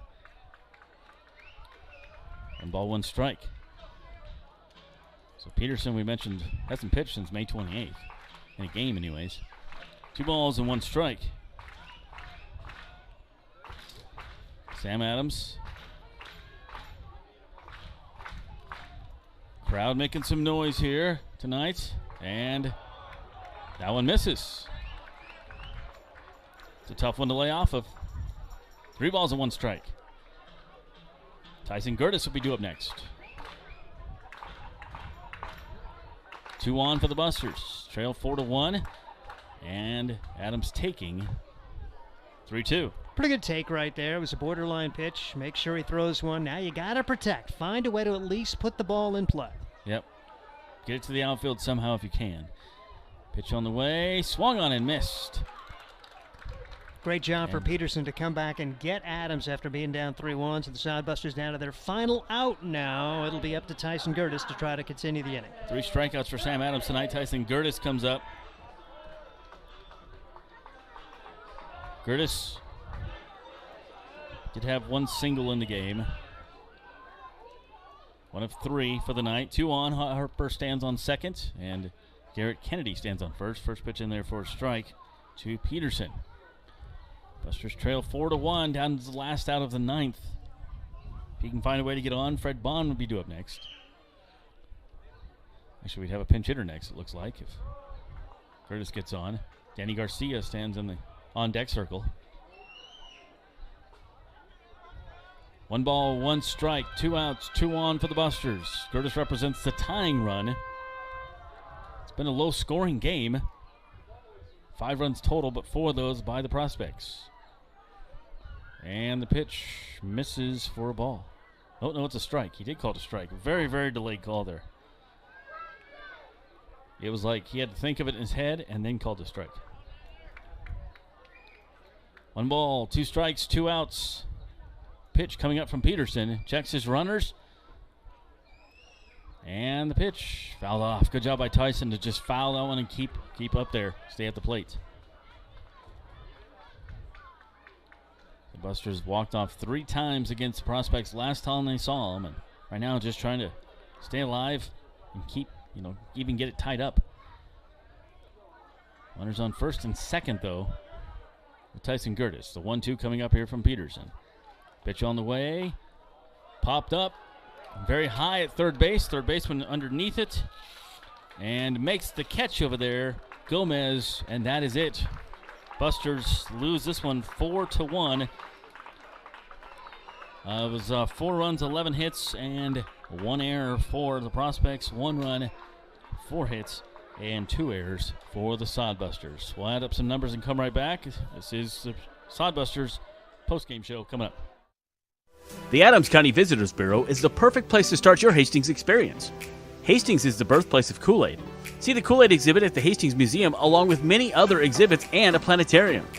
Enjoy the historic housing district, strolling through downtown parks, and beautiful shops.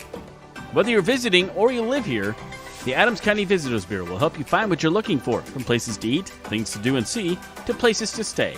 Ask the Adams County Visitors Bureau at visithastingsnebraska.com. Eagle Distributing and Budweiser are proud to be sponsoring the Hastings Sodbusters. Budweiser has been linked to organized baseball since 1980 with a continued commitment to celebrate America's favorite pastime. The Budweiser brand was introduced in 1876 using time-honored brewing methods such as beechwood aging, which provides unparalleled balance and character. Each batch of Budweiser stays true to the same family recipe used by 5 generations of Busch family brewmasters. We welcome you to enjoy a cold Budweiser while cheering on your favorite hometown team, the Hastings Sodbusters.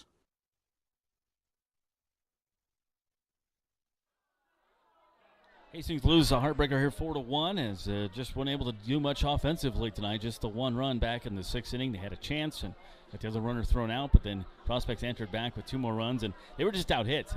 11 hits to 4, and when you have 11 hits and able to capitalize on a lot of those, Prospects did exactly that, and they won the game. Busters had 1 run, and they had 2 errors and only 4 hits, so wasn't able to do much. Pitching wasn't the great pitching we've seen in the past, but again, a very tough Prospect team. The 14-0 last night, we knew that wasn't going to happen again tonight, Steve, and we just knew that this team could hit and they could pitch as well, and they showed us both those things. And really, I'm encouraged that it was only 4-1. For them to minimize the damage and hold a team to only 4 runs with 11 hits, and one of those runs actually unearned. The first one was kind of handed to them with the 2 errors in that first inning, but Sodbuster pitching did okay. It was a decent start for Watson. Like I say, you get really spoiled by Jacob Watson and what he did the first few outings this year, and he still works 5 2/3 innings, allows only 1 earned run on 6 hits, struck out 4, only walked 1. He hit another, but couldn't quite make it through that 6th inning. Ryan Jacobs did a good job of coming in, getting the out there, but then they got to him for 2 runs on 4 hits, but then he did a really good job of minimizing the damage when it looked like he was just going to get drilled. But he was able to get a couple of outs and kind of survive that the first full inning of work. Matt Sagment, workmanlike there, gave up a hit or 2. Actually, he didn't give up any hits, but he walked 1, got into a little bit of trouble, and was able to hang in there and put zeros on the board to keep it at 4-1. And Hastings just didn't have any offense and no answers for a trio of really good pitchers for this Nebraska Prospects team. This is the kind of pitching that they showed when they came here the first time, as their pitching the first series was dynamite, and I know their team ERA has not been really good this year, but they have shown some really solid pitchers, and they put 3 on the board today. And that guy was really good. The microphone is right over there, by the way. We'll get Luke Bay and kind of talking on the fly here, and we're going to have a chance to hear from Coach Bay as the Hastings Sodbusters fall by a score of 4-1, and we'll just kind of get your initial impressions. What you think about the team's play today against a pretty good pitching performance by that Nebraska Prospects crew? It's pretty frustrating. Watson, he wasn't as sharp as he normally was, but he was able to grind through it and give us a quality start. And then, go to Jacobs there. Has been probably our best reliever thus far, and made one bad pitch really. And then Sagnett threw the ball really well, and so we pitched the ball well enough to win, and we just couldn't get anything going. It's frustrating because we know that they're thin bullpen wise, and so if we get on them early and stay on them, then they don't go to their top end guys, and puts us in a better chance to win. And that was the message today before the games. They're a really good team and they got good arms, but they're thin and they're not going to go to them unless they know that they got to lead late. And Richter, how good was he? I mean, was it the approach at the plate? Talk a little bit about maybe your at bats against him, or was it just some credit to him the way he was throwing? That guy's a really good arm. He's got really good stuff. Our guys were having trouble seeing his slider, and he was able to work both sides of the plate. And in that situation, you can't, as a hitter, you can't try to control both halves of the plate. You got to pick one and stay with it. And we were telling our guys to look fastball away and adjust, because you're gonna get a slider in the at bat, and you're gonna get a fastball away at some point, even if he comes in. And if he comes in 3 times in a row, tip your cap. That's you stuck with the approach. So I just thought we got away from that. I think we had a lot of guys guessing out there just based on the swings that we took. But that's one thing, you gotta stay with the approach and not get caught up in anything else, and just stay with yourself. And we just didn't do that tonight. And a game like this, one play momentum can be so big. You guys are down 2-0. You get the leadoff walk, another walk. Matson with the gapper. Get one home, couldn't get that second home. And this has been an aggressive team all year. Sometimes it's going to happen. Sometimes you're going to get thrown out. Yeah, we're going to live and die by it. That's the style we play. We're aggressive, and it's not going to pay off every time. But we got to by playing aggressive, they got to play really good catch. And it just so happened that they had a really good relay, and even after that, you had a runner at second, 1 out with your 3 and 4 hitters coming up. Just didn't happen for you that inning. Yep, just didn't get the job done, and they're frustrated. The guys in the dugout, they're all frustrated about it tonight. We had a good opportunity to continue to control our destiny in the first half, and we just got to get back to doing what we do best offensively. Stay with ourselves and putting good swings on baseball, not trying to be too big or this, that, and the other thing. Just hunting barrels. And you mentioned Watson, maybe not his A stuff, but I mean, he spoiled us at .67 those first 3 games. But yeah, for him to battle for 5 2/3 to allow only 2 runs, and then Jacobs comes in, shuts the door there for a third of an inning. They get 4 straight hits off him. How about his tenacity to get out of that with no more than 2 runs allowed when it looked like it could really get away from him? Yeah, absolutely. They got some. In baseball, you got to get lucky every once in a while, and I think we might have used all our luck the first series against them. And they got some cheap knocks off Ryan that he made some good pitches, and they're just, they hit him where we weren't. But yeah, he showed, the fight that he shows. He's a competitor. He doesn't care when he comes in the game, how long he stays in the game, lead, behind. It doesn't matter. He's on attack mode, and even though that they got to him, I tell him, hey, it's not going to keep happening, right? So just stay aggressive and keep throwing, and just trust your ability to get out of that. And championships are won by those series finales and a chance to come out and win the series if you can put together a good performance. Yeah, absolutely. We're going to come out with a renewed sense of energy and fire from the first inning on. We're not going to sit back. We're not going to tiptoe into it. We're wearing our championship gold jerseys tomorrow, and we're going to go get it. You mentioned the energy. I mean, it was weird to see 2 first-inning errors. Was there a little bit of lack of focus coming out, or is it just one of those days? Yeah, it's tough. I mean, we played solid defense all year long, so it's not, not the panic button or anything. It's just we got to stay focused. You got to have attention to detail and stay in the present moment and not take your at-bats or whatever, and just play baseball to our standard. Luke Bay, he's the head coach for the Hastings Sodbusters. We appreciate him joining us after the contest. Tough one today as the Nebraska Prospects win Game 2. Series even up at 1 apiece. 4-1 the final. That'll do it for our broadcast. Again, join us tomorrow just after 6 o'clock as we feature Sodbuster Baseball. For Josh Salmon, this is Steve Stein. Have a great night.